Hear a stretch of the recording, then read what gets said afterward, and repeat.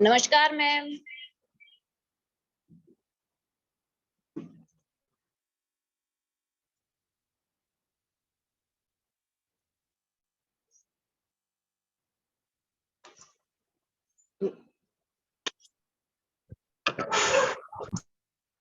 Hello Gurinder ma'am, कैसी हैं आप? हाँ जी। नमस्कार। नमस्कार जी। नमस्कार Manjeet Singh sir. Manpreet sir, sorry sir. Okay ma'am.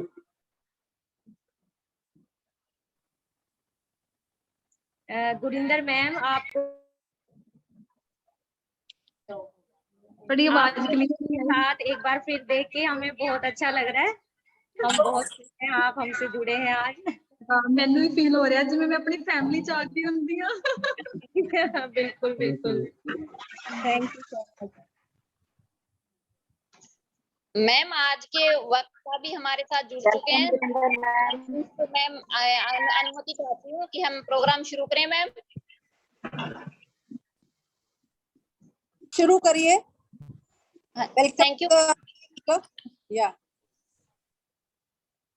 Shri Guru Tegh Bahadur Sahib के 400 प्रकाश पर्व के उपलक्ष्य में आयोजित जागरूकता कार्यक्रम में आभासी मंच के माध्यम से आप सभी को गुरु पर्व की लख लख बधाइयां।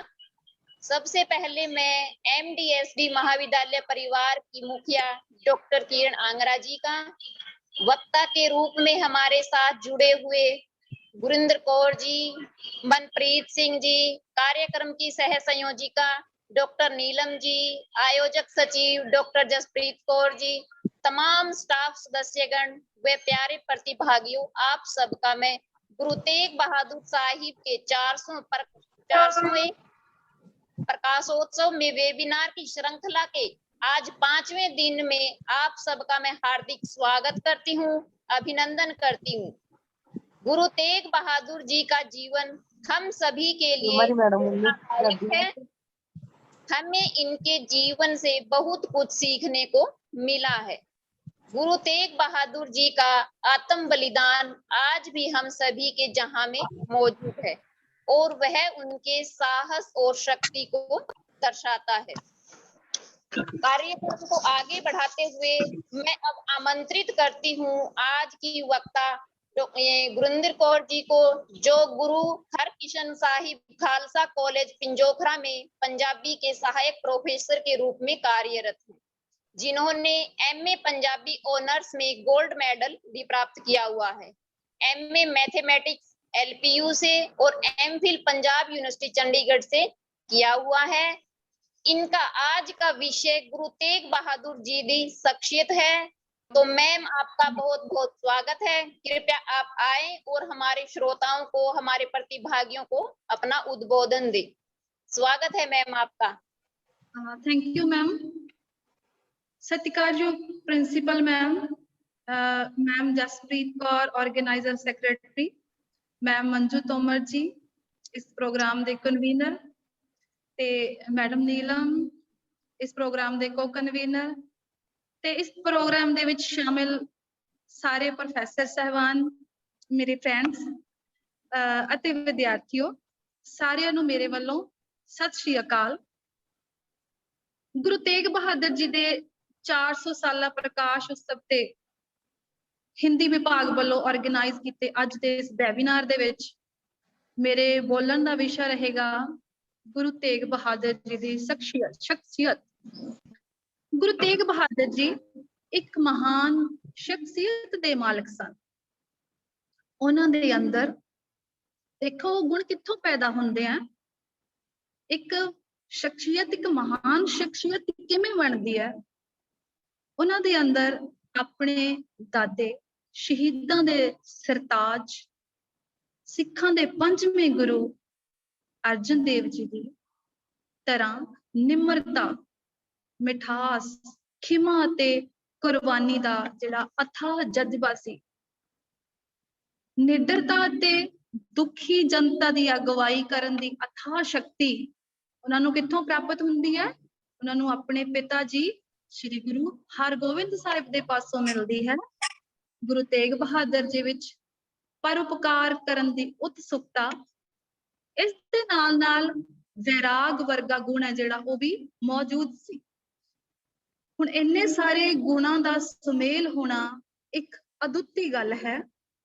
ਆਪ ਜੀ ਦੀ ਸ਼ਖਸੀਅਤ ਦੇ ਚਮਤਕਾਰੇ ਕਰਕੇ ਹੀ ਦੂਰ ਦਰਾਡੇ ਦੇਸ਼ਾਂ ਵਿੱਚ ਸਿੱਖੀ ਦਾ ਪ੍ਰਚਾਰ ਹੋਇਆ ਅਤੇ ਸਿੱਖ ਲਹਿਰ ਨੂੰ ਇੱਕ ਮਹਾਨ ਗੌਰਵ ਵਾਲਾ ਸਥਾਨ ਪ੍ਰਾਪਤ ਹੋਇਆ। ਗੁਰੂ ਤੇਗ ਬਹਾਦਰ ਜੀ ਨੂੰ ਨਿਮਰਤਾ ਤੇ ਜਿਹੜੀ ਅਡੋਲਤਾ ਹੈ ਉਹ ਕਿੱਥੋਂ ਮਿਲਦੀ ਹੈ? ਆਪਣੇ ਵਿਰਸੇ ਦੇ ਵਿੱਚੋਂ ਹੀ ਮਿਲੀ ਹੋਈ ਜਾਪਦੀ ਹੈ। ਹਿੰਦ ਦੀ ਚਾਦਰ ਗੁਰੂ ਤੇਗ ਬਹਾਦਰ ਜੀ ਨੇ ਧਰਮ ਦੀ ਰਾਖੀ ਲਈ ਮਹਾਨ ਕੁਰਬਾਨੀ ਦਿੱਤੀ। ਇਸ ਗੱਲ ਨੂੰ ਆਪਾਂ ਸਾਰੇ ਹੀ ਜਾਣਦੇ ਹਾਂ। ਦੇਖੋ, ਆਪਣੇ ਲਈ ਤਾਂ ਸਾਰੇ ਹੀ ਜਿਉਂਦੇ ਆ, ਪਰ ਸੱਚਾ ਮਨੁੱਖ ਕਿਹੜਾ ਹੈ? ਸੱਚਾ ਮਨੁੱਖ ਉਹ ਹੈ ਜੋ ਦੂਜਿਆਂ ਲਈ ਆਪਣਾ ਜੀਵਨ ਵਾਰ ਦਿੰਦਾ ਹੈ ਤੇ ਸ਼ਰਨ ਵਿੱਚ ਆਏ ਹਰ ਇੱਕ ਵਿਅਕਤੀ ਦੀ ਜੀਵਨ ਰੱਖਿਆ ਲਈ ਹਮੇਸ਼ਾ ਸਦਾ ਲਈ ਉਹ ਤਿਆਰ ਰਹਿੰਦਾ ਹੈ। ਗੁਰੂ ਤੇਗ ਬਹਾਦਰ ਜੀ ਨੇ ਆਪਣੇ ਬਲਿਦਾਨ ਦੁਆਰਾ ਨਿਡਰਤਾ ਦਾ ਸਬਕ ਸਿਖਾਇਆ ਅਤੇ ਭੈ ਕਾਹੂ ਕੋ ਦੇਤ ਨਹਿ ਪੈਮਾਨਤ ਆਨ। ਨਾ ਕਿਸੇ ਨੂੰ, ਗੁਰੂ ਜੀ ਦੇ ਕਹਿਣ ਦਾ ਕੀ ਭਾਵ ਹੈ? ਉਹ ਕਹਿੰਦੇ ਨਾ ਕਿਸੇ ਨੂੰ ਡਰ ਦਿਓ ਅਤੇ ਨਾ ਕਿਸੇ ਦਾ ਡਰ ਮੰਨੋ। ਇਸ ਦਾ ਅਮਲੀ ਸਬੂਤ ਦਿੱਤਾ ਆਪ ਦੇ ਬਲਿਦਾਨ ਵਿੱਚ ਵੀ, ਆਪ ਦੇ ਬਲਿਦਾਨ ਵਿੱਚ ਵੀ ਪਰਉਪਕਾਰ ਸੀ, ਕਿਉਂਕਿ ਆਪ ਨੇ ਤਿਲਕ ਜੰਝੂ ਦੀ ਰਾਖੀ ਲਈ ਕੁਰਬਾਨੀ ਦਿੱਤੀ। ਇਸ ਤੋਂ ਇਲਾਵਾ ਗੁਰੂ ਤੇਗ ਬਹਾਦਰ ਜੀ ਨੇ ਅਨੇਕਾਂ ਹੀ ਲੋਕ ਭਲਾਈ ਦੇ ਕੰਮ ਕੀਤੇ। ਗੁਰੂ ਤੇਗ ਬਹਾਦਰ ਜੀ ਦੀ ਸਮੁੱਚੀ ਸ਼ਖਸੀਅਤ ਵਿਚਲੇ ਅਨੇਕਾਂ ਗੁਣਾਂ ਵਿੱਚੋਂ ਉਹਨਾਂ ਦਾ ਇੱਕ ਗੁਣ ਮਹਾਨ ਕਵੀ ਹੋਣਾ ਵੀ ਹੈ। ਉਹਨਾਂ ਦਾ ਇੱਕ ਉੱਤਮ ਗੁਣ ਹੈ ਕਿ ਉਹ ਮਹਾਨ ਕਵੀ ਹੈ, ਜਿਹਦੇ ਬਾਰੇ ਅੱਜ ਮੈਂ ਥੋੜਾ ਵਿਚਾਰ ਕਰਨਾ ਚਾਹੁੰਦੀ ਹਾਂ। ਕਿਉਂਕਿ ਕੋਈ ਵੀ ਰਚਨਕਾਰ, ਚਾਹੇ ਉਹ ਕਵੀ ਹੋਵੇ, ਚਾਹੇ ਉਹ ਲੇਖਕ ਹੋਵੇ, ਚਾਹੇ ਉਹ ਕਿਸੇ ਵੀ ਭਾਸ਼ਾ ਵਿੱਚ ਲਿਖਦਾ ਹੋਵੇ, ਜਿਹੜੀ ਉਹਦੀ ਸ਼ਖਸੀਅਤ ਹੈ ਉਹ ਉਹਦੀ ਰਚਨਾ ਦੇ ਵਿੱਚੋਂ ਹੀ ਝਲਕਦੀ ਹੈ। ਦੂਜੀ ਗੱਲ, ਜੋ ਰਚਨਕਾਰ ਨੇ ਆਪਣੇ ਜੀਵਨ ਕਾਲ ਦੇ ਵਿੱਚ ਹੰਢਾਇਆ ਹੁੰਦਾ ਹੈ, ਜਾਂ ਜਿਹੜੇ ਉਹਦੇ ਵਿੱਚ ਉੱਤਮ ਵਿਚਾਰ ਹੁੰਦੇ ਆ, ਜਾਂ ਉਹ ਆਪਣੇ ਉੱਤਮ ਵਿਚਾਰਾਂ ਨੂੰ ਇੱਕ ਸੰਦੇਸ਼ ਦੇ ਤੌਰ ਤੇ ਆਮ ਲੋਕਾਂ ਤੱਕ ਪਹੁੰਚਾਉਣਾ ਚਾਹੁੰਦਾ ਹੁੰਦਾ ਹੈ, ਤਾਂ ਜਿਹੜੀ ਉਹਦੀ ਤਸਵੀਰ ਹੈ ਉਹ ਸਾਨੂੰ ਕਿੱਥੋਂ ਨਜ਼ਰ ਆਵੇਗੀ? ਸਾਨੂੰ ਇਹ ਤਸਵੀਰ ਉਹਦੀ ਰਚਨਾ ਦੇ ਵਿੱਚੋਂ ਹੀ ਸਾਹਮਣੇ ਆਉਂਦੀ ਹੈ। ਇਸੇ ਤਰ੍ਹਾਂ ਗੁਰੂ ਤੇਗ ਬਹਾਦਰ ਜੀ ਇੱਕ ਮਹਾਨ ਕਵੀ ਹੋਏ ਹੈ, ਮਹਾਨ ਬਾਣੀਕਾਰ ਹੋਏ ਹੈ, ਤੇ ਉਹਨਾਂ ਦੀ ਬਾਣੀ ਹੈ ਜਿਹੜੀ ਉਹ ਸਾਨੂੰ ਸ੍ਰੀ ਗੁਰੂ ਗ੍ਰੰਥ ਸਾਹਿਬ ਦੇ ਵਿੱਚ 59 ਪਦਿਆਂ 59 ਪਦਿਆਂ ਦੇ ਰੂਪ ਵਿੱਚ ਅਤੇ 57 ਸ਼ਲੋਕਾਂ ਦੇ ਰੂਪ ਵਿੱਚ ਮਿਲਦੀ ਹੈ। ਗੁਰੂ ਤੇਗ ਬਹਾਦਰ ਜੀ ਦੀ ਜਿਹੜੀ ਸਮੁੱਚੀ ਬਾਣੀ ਹੈ ਉਹ ਤਪੱਸਿਆ ਅਤੇ ਤਿਆਗ ਵਿੱਚੋਂ ਪੈਦਾ ਹੋਏ ਸਹਿਜ ਗਿਆਨ ਦਾ ਪ੍ਰਕਾਸ਼ ਹੈ। ਸਾਨੂੰ ਉਹਨਾਂ ਦਾ ਜਿਹੜਾ ਸਹਿਜ ਗਿਆਨ ਹੈ ਉਹ ਦਿਖਾਈ ਦਿੰਦਾ ਹੈ। ਕਿੱਥੋਂ ਪੈਦਾ ਹੋਇਆ? ਤਪੱਸਿਆ ਤੇ ਤਿਆਗ ਦੇ ਵਿੱਚੋਂ। ਗੁਰੂ ਜੀ ਨੇ ਬਾਣੀ ਕਦੋਂ ਰਚੀ ਸੀ? ਉਸ ਸਮੇਂ ਰਚੀ ਜਦੋਂ ਉਹਨਾਂ ਦੀ ਸ਼ਖਸੀਅਤ ਪਰਿਪੂਰਨ ਅਵਸਥਾ ਦੇ ਵਿੱਚ, ਪਰਿਪੂਰਨ ਅਵਸਥਾ ਉਹ ਹੁੰਦੀ ਹੈ ਜਦੋਂ ਆਤਮਾ ਅਤੇ ਪਰਮਾਤਮਾ ਇੱਕ ਮਿਕ ਹੋ ਜਾਂਦੇ ਹਨ, ਆਤਮਾ ਪਰਮਾਤਮਾ ਦਾ ਸੁਮੇਲ ਹੋ ਜਾਂਦਾ ਹੈ। ਜਦੋਂ ਉਹਨਾਂ ਦੀ ਆਤਮਾ ਨਿਰੰਕਾਰ ਪਰਮਾਤਮਾ ਨਾਲ ਅਭੇਦ ਹੋ ਚੁੱਕੀ ਹੁੰਦੀ ਹੈ, ਉਸ ਸਮੇਂ ਗੁਰੂ ਜੀ ਨੇ ਇਹ ਬਾਣੀ ਲਿਖੀ। ਕਿਉਂਕਿ ਕਾਫੀ ਸਮੇਂ ਤਪੱਸਿਆ ਕਰਨ ਤੋਂ ਬਾਅਦ ਗੁਰੂ ਜੀ ਨੇ ਬਾਣੀ ਦੀ ਰਚਨਾ ਕੀਤੀ। ਸ਼੍ਰੀ ਗੁਰੂ ਤੇਗ ਬਹਾਦਰ ਜੀ ਦੀ ਜਿਹੜੀ ਬਾਣੀ ਹੈ ਉਹ ਵੈਰਾਗ ਰਸ ਨਾਲ ਭਰਪੂਰ ਅਤੇ ਇਸ ਕਦਰ ਪ੍ਰੇਮਮਈ ਹੈ ਕਿ ਕਠੋਰ ਹਿਰਦੇ ਨੂੰ ਵੀ ਕੋਮਲ ਬਣਾਉਣ ਦੀ ਸਮਰੱਥਾ ਰੱਖਦੀ ਹੈ, ਕਿ ਕਿਸੇ ਦਾ ਇੱਕ ਕਠੋਰ ਹਿਰਦਾ ਹੈ ਉਹ ਵੀ ਕੋਮਲ ਬਣ ਜਾਂਦਾ ਹੈ। ਇੰਨੀ ਵਧੀਆ ਪ੍ਰੇਮਮਈ ਉਹਨਾਂ ਦੀ ਬਾਣੀ ਹੈ। ਵਿਸ਼ੇ ਵਿਕਾਰਾਂ ਤੋਂ ਵਰਜਦੀ ਹੈ, ਮੋਹ ਫਾਸ ਦੇ ਜਾਲ ਵਿੱਚ ਫਸੇ ਮਨੁੱਖ ਨੂੰ ਨਿਕਲਣ ਲਈ ਉਤਸ਼ਾਹ ਤੇ ਦਲੇਰੀ ਬਖਸ਼ਦੀ ਹੈ। ਨਿਡਰਤਾ, ਦ੍ਰਿੜਤਾ, ਦਲੇਰੀ ਅਤੇ ਇਰਾਦੇ ਵਿੱਚ ਪਕਿਆਈ ਆਦਿ ਗੁਣਾਂ ਦੀ ਪ੍ਰੇਰਕ ਹੈ। ਇਸ ਵਿੱਚੋਂ ਉੱਚੀ ਅਤੇ ਸਾਮੀ ਪੱਧਰੀ ਜ਼ਿੰਦਗੀ ਦੀਆਂ ਸੇਧਾਂ ਮਿਲਦੀਆਂ ਹਨ। ਮਨੁੱਖ ਨੂੰ ਦੁੱਖ ਸੁੱਖ, ਮਾਨ ਅਪਮਾਨ ਅਤੇ ਅਮੀਰੀ ਗਰੀਬੀ ਵਿੱਚ ਆਪਣੇ ਮਨ ਨੂੰ ਆਪਾਂ ਡੋਲ ਜਾਂਦੇ ਹਾਂ, ਠੀਕ ਹੈ। ਜਦੋਂ ਸਾਡਾ ਮਾਨ ਅਪਮਾਨ ਆਉਂਦਾ, ਕੋਈ ਦੁੱਖ ਸੁੱਖ ਆਉਂਦਾ ਹੈ, ਠੀਕ ਹੈ, ਅਮੀਰੀ ਗਰੀਬੀ ਵਾਲੇ ਜਦੋਂ ਸਮਾਂ ਆਉਂਦਾ ਹੈ ਤਾਂ ਬੰਦੇ ਦਾ ਮਨ ਹੈ ਜਿਹੜਾ ਉਹ ਡੋਲ ਜਾਂਦਾ ਹੈ। ਪਰ ਗੁਰੂ ਜੀ ਕੀ ਕਹਿਣਾ ਚਾਹੁੰਦੇ ਆ ਕਿ ਆਪਣੇ ਮਨ ਨੂੰ ਸਥਿਰ ਰੱਖੋ, ਤੇ ਉਹਨਾਂ ਦੀ ਬਾਣੀ ਮਨ ਨੂੰ ਸਥਿਰ ਰੱਖਣ ਦੇ ਵਿੱਚ ਸਹਾਇਕ ਸਿੱਧ ਹੁੰਦੀ ਹੈ। ਸਭ ਤੋਂ ਵੱਧ ਅਸਰ ਪਾਉਣ ਵਾਲੀ ਸਿੱਖਿਆ ਕੀ ਹੈ ਕਿ ਮਨੁੱਖ ਨੂੰ ਉਸਦੇ ਅੰਤ ਭਾਵ ਮੌਤ ਨੂੰ ਚੇਤੇ ਕਰਾਈ ਰੱਖਦੀ ਹੈ, ਜਿਹਦੇ ਕਰਕੇ ਇਨਸਾਨ ਹੈ ਜਿਹੜਾ ਉਹ ਬੁਰਾਈਆਂ ਤੋਂ ਬਚਣ ਦਾ ਉਪਰਾਲਾ ਸੋਚਦਾ ਹੈ। ਤਾਂ ਸੋਚਦਾ ਹੈ ਮੈਂ ਬਹੁਤ ਕੁਝ ਮੰਦਾ ਕਰ ਲਿਆ ਤੇ ਮੈਨੂੰ ਹੁਣ ਕੁਝ ਚੰਗਾ ਕਰਨਾ ਚਾਹੀਦਾ ਹੈ। ਮਾਨਵ ਸਮਾਜ ਵਿੱਚ ਸਮਾਨਤਾ ਦਰਸਾਉਂਦੀ ਅਤੇ ਢਹਿੰਦੀ ਕਲਾ ਵਿੱਚ ਜਾਣ ਤੋਂ ਰੋਕ ਕੇ ਨਿਰਾਸ਼ਾਵਾਦੀ ਹੋਣ ਦੀ ਥਾਂ ਆਸ਼ਾਵਾਦੀ ਬਣਾ ਕੇ ਚੜ੍ਹਦੀ ਕਲਾ ਵਿੱਚ ਪ੍ਰਵੇਸ਼ ਕਰਵਾਉਂਦੀ ਹੈ। ਗੁਰੂ ਜੀ ਗੁਰਮਤਿ ਦੇ ਸਹਿਜ ਮਾਰਗ ਉੱਤੇ ਦੁੱਖ ਸੁੱਖ, ਹਰਖ ਸੋਗ, ਮਾਨ ਅਪਮਾਨ, ਉਸਤਤ ਨਿੰਦਾ ਆਦਿ ਸਾਰੇ ਸੰਸਾਰਿਕ ਭਾਵਾਂ ਤੋਂ ਨਿਰਲੇਪ ਰਹਿ ਕੇ ਹੈਰਾਨ ਕਰਨ ਵਾਲੀ ਅਡੋਲਤਾ ਨਾਲ ਤੁਰੇ। ਕਦਮ ਕਦਮ ਉੱਤੇ ਉਹਨਾਂ ਨੂੰ ਇਮਤਿਹਾਨ ਵਿੱਚ ਪੈਣਾ ਪਿਆ। ਉਹਨਾਂ ਦੀ ਜ਼ਿੰਦਗੀ ਦੇ ਵਿੱਚ ਅਨੇਕਾਂ ਕਠਿਨਾਈਆਂ ਆਈਆਂ, ਪਰ ਗੁਰੂ ਜੀ ਕਦੇ ਵੀ ਸਹਿਜ ਮਾਰਗ ਤੋਂ ਡੋਲੇ ਨਹੀਂ, ਘਬਰਾਏ ਨਹੀਂ। ਅਜਿਹੇ ਮਾਰਗ ਤੇ ਵੀ ਚੱਲੇ ਜਿਸ ਮਾਰਗ ਨੂੰ ਗੁਰਮਤਿ ਦੇ ਵਿੱਚ ਬਾਲ ਤੋਂ ਵੀ ਬਾਰੀਕ ਅਤੇ ਖੰਡੇ ਦੀ ਧਾਰ ਤੋਂ ਵੀ ਤਿੱਖਾ ਮਾਰਗ ਕਿਹਾ ਜਾਂਦਾ ਹੈ। ਤੇ ਗੁਰੂ ਜੀ ਅਜਿਹੇ ਮਾਰਗਾਂ ਉੱਤੇ ਵੀ ਸਹਿਜ ਸੁਭਾਅ ਤੁਰਦੇ ਰਹੇ। ਗੁਰੂ ਜੀ ਮਨੁੱਖ ਨੂੰ ਸਾਰੇ ਵਿਸ਼ੇ ਵਿਕਾਰਾਂ ਤੋਂ ਉੱਪਰ ਉੱਠ ਕੇ ਪਰਮਾਤਮਾ ਨਾਲ ਭੇਦ ਹੋਣ ਲਈ ਕਹਿੰਦੇ ਆ ਵੀ ਇਸ ਤਰ੍ਹਾਂ ਪਰਮਾਤਮਾ ਨਾਲ ਅਭੇਦ ਹੋ ਜਾਓ ਜਿਵੇਂ ਪਾਣੀ ਦੇ ਨਾਲ ਜਿਹੜਾ ਪਾਣੀ ਹੈ ਉਹ ਅਭੇਦ ਹੋ ਜਾਂਦਾ ਹੈ। ਤੇ ਉਹ ਆਪਣੀ ਗੁਰਬਾਣੀ ਦੇ ਵਿੱਚ ਲਿਖਦੇ ਹੈ, ਨਾਨਕ ਲੀਨ ਭਇਓ ਗੋਬਿੰਦ ਸਿਉ, ਜਿਉ ਪਾਣੀ ਸੰਗ ਪਾਣੀ।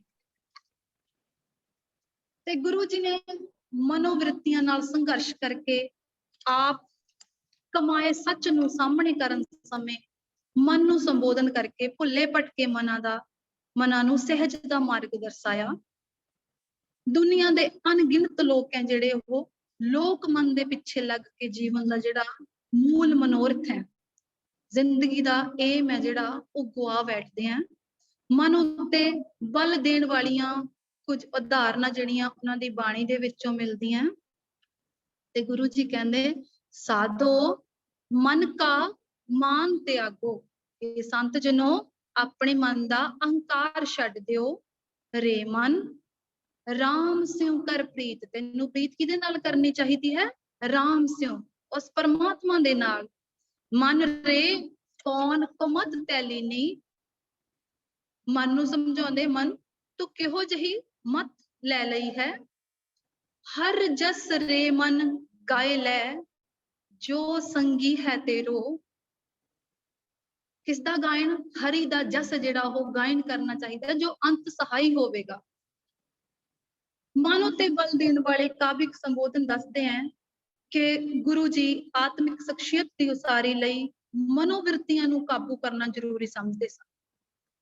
ਗੁਰੂ ਜੀ ਦੇ ਆਲੇ ਦੁਆਲੇ ਅਨੇਕਾਂ ਲੋਕ ਅਜਿਹੇ ਸਨ ਜੋ ਇਹਨਾਂ ਮਨੋਭਾਵਾਂ ਦੇ ਸ਼ਿਕੰਜੇ ਵਿੱਚ ਪੂਰੀ ਤਰ੍ਹਾਂ ਜਕੜੇ ਹੋਏ ਸਨ।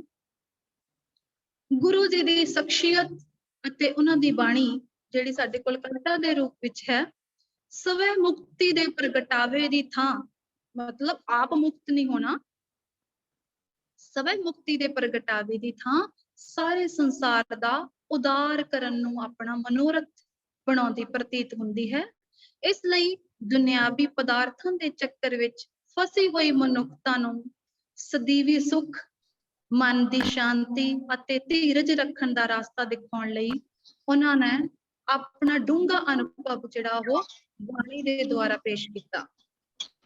ਗੁਰੂ ਤੇਗ ਬਹਾਦਰ ਜੀ ਦੀ ਕਵਿਤਾ ਦੀ ਵਡਿਆਈ ਇਸ ਗੱਲ ਦੇ ਵਿੱਚ ਹੈ ਕਿ ਉਹ ਮਾਇਆ ਦੇ ਜਾਲ ਵਿੱਚ ਫਸੇ ਹੋਏ ਮਨੁੱਖ ਦੀ ਤਸਵੀਰ ਹੀ ਨਹੀਂ ਉਲੀਕਦੀ, ਸਗੋਂ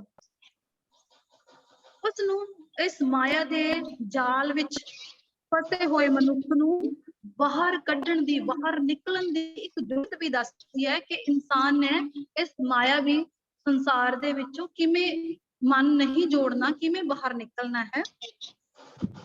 ਪਰਮਾਤਮਾ ਦੀ ਬਖਸ਼ਿਸ਼ ਉੱਤੇ ਬੇਹੱਦ ਭਰੋਸੇ ਨੇ ਗੁਰੂ ਤੇਗ ਬਹਾਦਰ ਜੀ ਦੇ ਜੀਵਨ ਬਾਰੇ ਦ੍ਰਿਸ਼ਟੀਕੋਣ ਜਿਹੜਾ ਹੈ ਉਹ ਆਸ਼ਾਵਾਦੀ ਬਣਾਇਆ ਹੈ।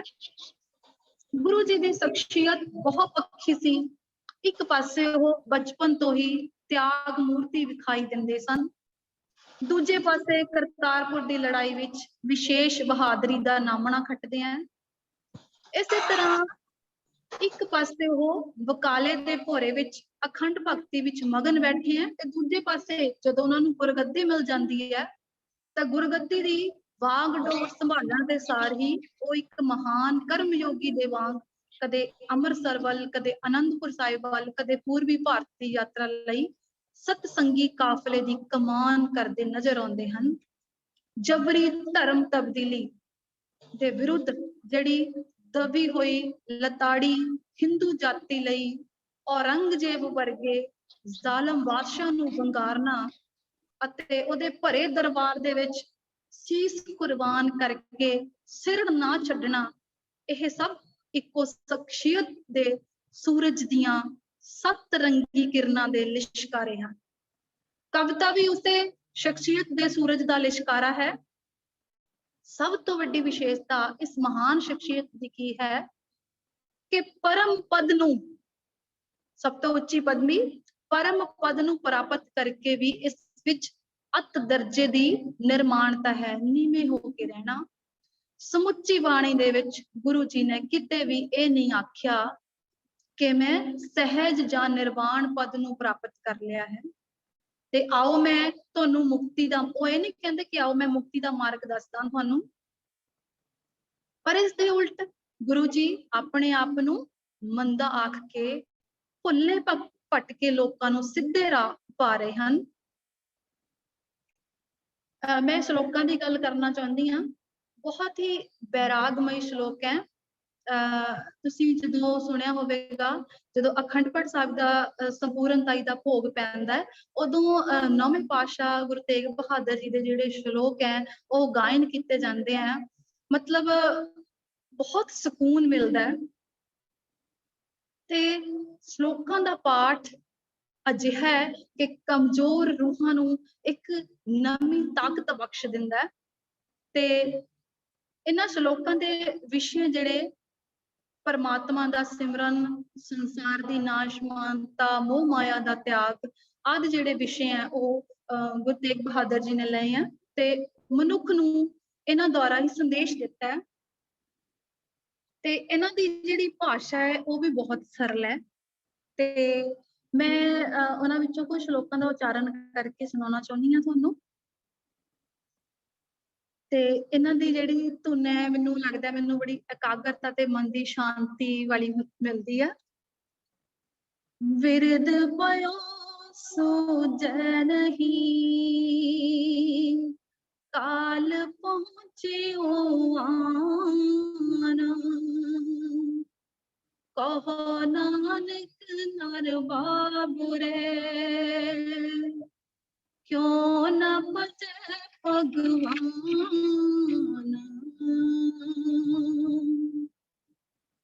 पांच तत्त को तन रचियो, जानो जतर सुजान। जेहते उपजियो नानका, लीन तहे में मान। जैसे जलते बुध बुदा, उपजै बिन सैनीता। जग रचना तैसे रची, कहो नानक सुन मीता। जो प्राणी ममता तजै लोभ मोहंकार कहो नानक आपन तरै औरन लेत दार। इन्हां श्लोकां दे नाल ही मैं अपनी बाणी नूं इत्थे ही विराम दिंदी हां ते कहना चाहुंदी हां कि आउण वालियां नस्लां लई गुरु तेग बहादुर जी दी जिहड़ी शख्सियत है चानण मुनारे दा काम करदी रहेगी ਅਤੇ सदा कुर्बानी निष्काम सेवा ਅਤੇ परोपकार ਲਈ ਪ੍ਰੇਰਦੀ ਰਹੇਗੀ। सुनन ਲਈ ਸਾਰਿਆਂ ਦਾ ਧੰਨਵਾਦ। धन्यवाद मैम, आपने बहुत ही अच्छे रोचक ढंग से, रोचक तरीके से आपने गुरु तेग बहादुर जी की वाणी को, उनके व्यक्तित्व को, उनके शख्सियत को हमारे सामने रखा। आपका बहुत बहुत धन्यवाद मैम। अब मैं आमंत्रित करती हूँ प्रोफेसर मनप्रीत सिंह जी को, जो श्री गुरु हरकृष्ण साहिब खालसा कॉलेज पिंजोखरा में इतिहास के सहायक प्रोफेसर हैं। इन्होंने एमए इतिहास से किया हुआ है और फिलहाल एमफिल कर रहे हैं। इनका आज का विषय गुरु तेग बहादुर जी की विरासत है। तो सर आप आए और अपना व्याख्यान हमारे सामने प्रस्तुत करें। सर आपका बहुत बहुत स्वागत है। सर मैं ये मंच आपको सौंपती हूँ। Thank you ma'am. मैं MDSD गर्ल्स कॉलेज के प्रिंसीपल डॉक्टर किरण अंगरा, डॉक्टर मंजू तोमर ते होर स्टाफ मैंबरां दा सत श्री अकाल कहना ते मेरे अज का जिहड़ा विषय है सिंधी चादर श्री गुरु तेग बहादुर साहब, उन्हां दी जिहड़ी विरासत है उन्हां दे बारे दसना चाहूँगा। सब तो पहला धन धन श्री गुरु तेग बहादुर साहब जी दे 400 साला प्रकाश पुरब नूं मुख रखदे होए सारी संगत नूं, सारे विद्यार्थियों नूं लख लख मुबारकां। दुनिया के इतिहास दे विच नौवें पातशाह श्री गुरु तेग बहादुर साहब जी की जो कुर्बानी है वो विलखण है। विलखण इस करके है क्योंकि गुरु जी की जो शहीदी सी अपने भाईचारे नहीं बल्कि दूसरे धर्म की जी डुबदी बेड़ी सी ते मानवता नूं बचाउण लई होई सी। श्री गुरु तेग बहादुर साहब जी नूं हिंद दी चादर दे वजों नां दे वजों जाणिया जांदा है। सिख धर्म विच दूजे धर्म की राखी लई श्री गुरु तेग बहादुर जी ने शहादत दे के मनुखता प्रति अपना नैतिक फर्ज सी जिहड़ा वो निभाया सी। श्री गुरु तेग बहादुर साहब जी का जो प्रकाश सी गुरु हरगोबिंद साहब जी अते माता नानकी जी के घर 1621 ईस्वी नूं अमृतसर विखे होया सी। गुरु हरगोबिंद साहब जी दे पंजवें अते सब तो छोटे पुत्र श्री गुरु तेग बहादुर जी सन। उन्हां दे श्री गुरु हरगोबिंद साहब जी के घरे 5 पुत्रां ने जन्म लिया सी। भाई सूरजमल जी, भाई गुरदित्ता जी, अनी राय जी, अटल राय जी ते सब तो छोटे श्री गुरु तेग बहादुर जी सन। गुरु साहब जी के पिता 1630 ईस्वी विच अमृतसर विखे रह रहे सन अते उस तो बाद श्री गुरु हरगोबिंद साहब जी अपने परिवार समेत करतारपुर साहब विखे चले जाते हैं। गुरु तेग बहादुर जी बचपन तो ही संत सूप अते उच्ची सोच के मालक सन, क्योंकि बचपन तो ही जो गुरु तेग बहादुर साहब जी सन वो गुरु अर्जन देव साहब जी के रिश्ते विच पोते लगते सी ते उन्होंने अपने दादा जी तो सिक्ख्या ही मतलब जो धर्म प्रति नैतिकता का जीवन सी जिहड़ा उन्होंने बतीत किया ते जो शहीदी दी उन्हां दे विच खून दौड़ रहा सी शहीदी का, जो उन्होंने कुर्बानी दी दूजे धर्म की, वो भी उन्होंने अपने दादा श्री गुरु अर्जन देव साहब जी तो प्राप्त की सी। गुरु तेग बहादुर साहब जी अते गुरु तेग बहादुर साहब जी नूं उन्हां दे पिता जी ने उन्हां नूं धर्म ग्रंथां की विद्या देण तो इलावा नाल नाल शस्त्र विद्या अते घोड़सवारी की जिहड़ी सिखलाई सी वो भी दित्ती सी। उन्हां दा विआह करतारपुर दे निवासी लाल चंद की पुत्री बीबी गुजरी जी नाल होया सी ते उन्हां दे घरे एक पुत्र की जो दात सी वो परमात्मा ने बख्शी सी जिसका नाम गोबिंद राय रखा गया ते बाद विच वो सिख धर्म के 10वें गुरु श्री गुरु गोबिंद सिंह जी के नाम नाल जाने गए। 1634 ईस्वी नूं करतारपुर साहब विखे एक जंग हुई जिसका नाम करतारपुर की जंग जो इतिहास दे विच लिखिया गया है।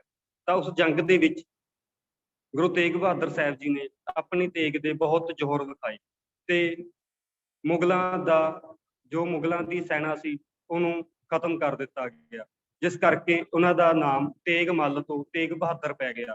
ਤੇਗ ਦਾ ਮਤਲਬ ਹੈ ਤੇਗ ਦਾ ਧਨੀ, ਇਸ ਕਰਕੇ ਉਹਨਾਂ ਦਾ ਨਾਮ ਤੇਗ ਮੱਲ ਤੋਂ ਤੇਗ ਬਹਾਦਰ ਰੱਖ ਦਿੱਤਾ ਗਿਆ। ਸ੍ਰੀ ਗੁਰੂ ਹਰਗੋਬਿੰਦ ਸਾਹਿਬ ਜੀ ਦੇ ਜੋਤੀ ਜੋਤ ਸਮਾਉਣ ਤੋਂ ਬਾਅਦ ਉਹ ਆਪਣੀ ਮਾਤਾ ਜੀ ਨਾਲ ਬਾਬਾ ਬਕਾਲੇ ਵਿਖੇ ਰਹਿਣ ਲੱਗ ਪਏ। ਇੱਥੇ ਗੁਰੂ ਜੀ ਭਗਤੀ ਵਿੱਚ ਹਮੇਸ਼ਾ ਲੀਨ ਰਹਿੰਦੇ ਸਨ ਅਤੇ ਇੱਥੇ ਹੀ ਉਹਨਾਂ ਨੇ ਭਜਨ ਬੰਦਗੀ ਵਿੱਚ 20 ਸਾਲ ਸੀ ਜਿਹੜੇ ਉਹ ਬਤੀਤ ਕੀਤੇ ਸੀ। ਉਸ ਤੋਂ ਬਾਅਦ ਗੁਰੂ ਗੱਦੀ ਸੀ ਜਿਹੜੀ, ਜੋ ਸਿੱਖ ਧਰਮ ਦੇ ਵਿੱਚ ਸ੍ਰੀ ਗੁਰੂ ਨਾਨਕ ਦੇਵ ਜੀ ਤੋਂ ਗੁਰਿਆਈ ਦੀ ਜਿਹੜੀ ਪਰੰਪਰਾ ਸੀ ਉਹ ਸਥਾਪਿਤ ਹੋ ਗਈ ਸੀ। ਤਾਂ ਗੁਰੂ ਹਰਗੋਬਿੰਦ ਸਾਹਿਬ ਜੀ ਤੋਂ ਬਾਅਦ ਜਿਹੜੀ ਗੁਰਗੱਦੀ ਸੀ ਉਹ ਉਹਨਾਂ ਨੇ ਆਪਣੇ ਪੋਤੇ ਗੁਰੂ ਹਰਿਰਾਏ ਸਾਹਿਬ ਜੀ ਨੂੰ ਦੇ ਦਿੱਤੀ ਗਈ ਸੀ। ਤਾਂ ਉਹਨਾਂ ਤੋਂ ਬਾਅਦ ਗੁਰੂ ਹਰਕ੍ਰਿਸ਼ਨ ਸਾਹਿਬ ਜੀ ਨੂੰ ਗੁਰਗੱਦੀ ਸੌਂਪੀ ਗਈ ਤੇ 30 ਮਾਰਚ 1664 ਈਸਵੀ ਨੂੰ ਸ੍ਰੀ ਗੁਰੂ ਹਰਕ੍ਰਿਸ਼ਨ ਸਾਹਿਬ ਜੀ ਜੋਤੀ ਜੋਤ ਸਮਾ ਗਏ ਸਨ। ਸੰਗਤ ਦੇ ਪੁੱਛਣ ਤੇ ਜਦੋਂ ਸੰਗਤ ਨੂੰ ਪਤਾ ਲੱਗਿਆ ਕਿ ਗੁਰੂ ਹਰਕ੍ਰਿਸ਼ਨ ਸਾਹਿਬ ਜੀ ਦਾ ਜੋ ਆਖਰੀ ਸਮਾਂ ਹੈ ਉਹ ਨੇੜੇ ਆ ਚੁੱਕਿਆ ਹੈ, ਤਾਂ ਸੰਗਤ ਨੇ ਗੁਰੂ ਹਰਕ੍ਰਿਸ਼ਨ ਸਾਹਿਬ ਜੀ ਨੂੰ ਪੁੱਛਿਆ ਕਿ ਅਗਲਾ ਗੁਰੂ ਕੌਣ ਹੋਵੇਗਾ। ਤਾਂ ਗੁਰੂ ਜੀ ਨੇ ਇਸ਼ਾਰਾ ਕਰਦੇ ਹੋਏ ਕਿਹਾ ਬਾਬਾ ਬਕਾਲੇ। ਜਦੋਂ ਬਾਬਾ ਬਕਾਲਾ ਕਹਿ ਕੇ ਉਹ ਜੋਤੀ ਜੋਤ ਸਮਾ ਗਏ। ਇਹ ਗੱਲ ਸੀ ਜਿਹੜੀ ਚਾਰੇ ਪਾਸੇ ਫੈਲ ਗਈ। ਇਸ ਮੌਕੇ ਦਾ ਲਾਭ ਉਠਾ ਕੇ ਧੀਰ ਮੱਲੀਏ, ਰਾਮ ਰਾਈਏ ਤੇ ਹੋਰ ਕਈ ਪਖੰਡੀ ਸਾਧੂ ਜੋ ਕਿ ਗੁਰਗੱਦੀ ਤੇ ਆਪਣਾ ਹੱਕ ਸਮਝਦੇ ਸੀ, ਤਾਂ ਉਹਨਾਂ ਨੇ ਬਾਬਾ ਬਕਾਲੇ ਜਾ ਕੇ ਆਪਣੀਆਂ ਜਿਹੜੀਆਂ ਮੰਜੀਆਂ ਸੀ ਜਾਂ ਗੱਦੀਆਂ ਸੀ ਉਹ ਸਥਾਪਿਤ ਕਰ ਲਈਆਂ। ਤੇ ਜਿਹੜਾ ਵੀ ਹੁਣ ਕੀ ਸੀ, ਹਰੇਕ ਆਪਣੇ ਆਪ ਨੂੰ ਗੁਰੂ ਸੀ ਜਿਹੜਾ ਉਹ ਮੰਨਣ ਲੱਗ ਪਿਆ ਸੀ। ਇਸ ਕਰਕੇ ਸੰਗਤ ਦੇ ਵਿੱਚ ਬੜਾ ਵਖਰੇਵਾਂ ਸੀ ਜਿਹੜਾ ਉਹ ਪੈਦਾ ਹੋ ਗਿਆ ਤੇ ਸੰਗਤ ਉਹਨਾਂ 22 ਜਿਹੜੇ ਧੀਰ ਮੱਲੀਏ ਸੀ ਜਾਂ ਰਾਮ ਰਾਈਏ ਸੀ, ਜਿਹੜੇ ਠੱਗ ਸੀ, ਜਿਹੜੇ ਸਿਰਫ ਇੱਕ ਧਨ ਦੌਲਤ ਇਕੱਠੀ ਕਰਨਾ ਚਾਹੁੰਦੇ ਸਨ, ਜਿਨ੍ਹਾਂ ਨੂੰ ਗੁਰਬਾਣੀ ਦਾ ਕੋਈ ਗਿਆਨ ਨਹੀਂ ਸੀ, ਸਿੱਖ ਧਰਮ ਦਾ ਕੋਈ ਗਿਆਨ ਨਹੀਂ ਸੀ, ਉਹ ਹੁਣ ਆਪਣੇ ਆਪ ਨੂੰ ਗੁਰੂ ਮੰਨਣ ਲੱਗ ਪਏ ਸੀ। ਤੇ ਸੰਗਤਾਂ ਨੇ ਵੀ ਹਰ ਇੱਕ ਨੂੰ ਗੁਰੂ ਮੰਨਣਾ ਸ਼ੁਰੂ ਕਰ ਦਿੱਤਾ ਗਿਆ ਸੀ।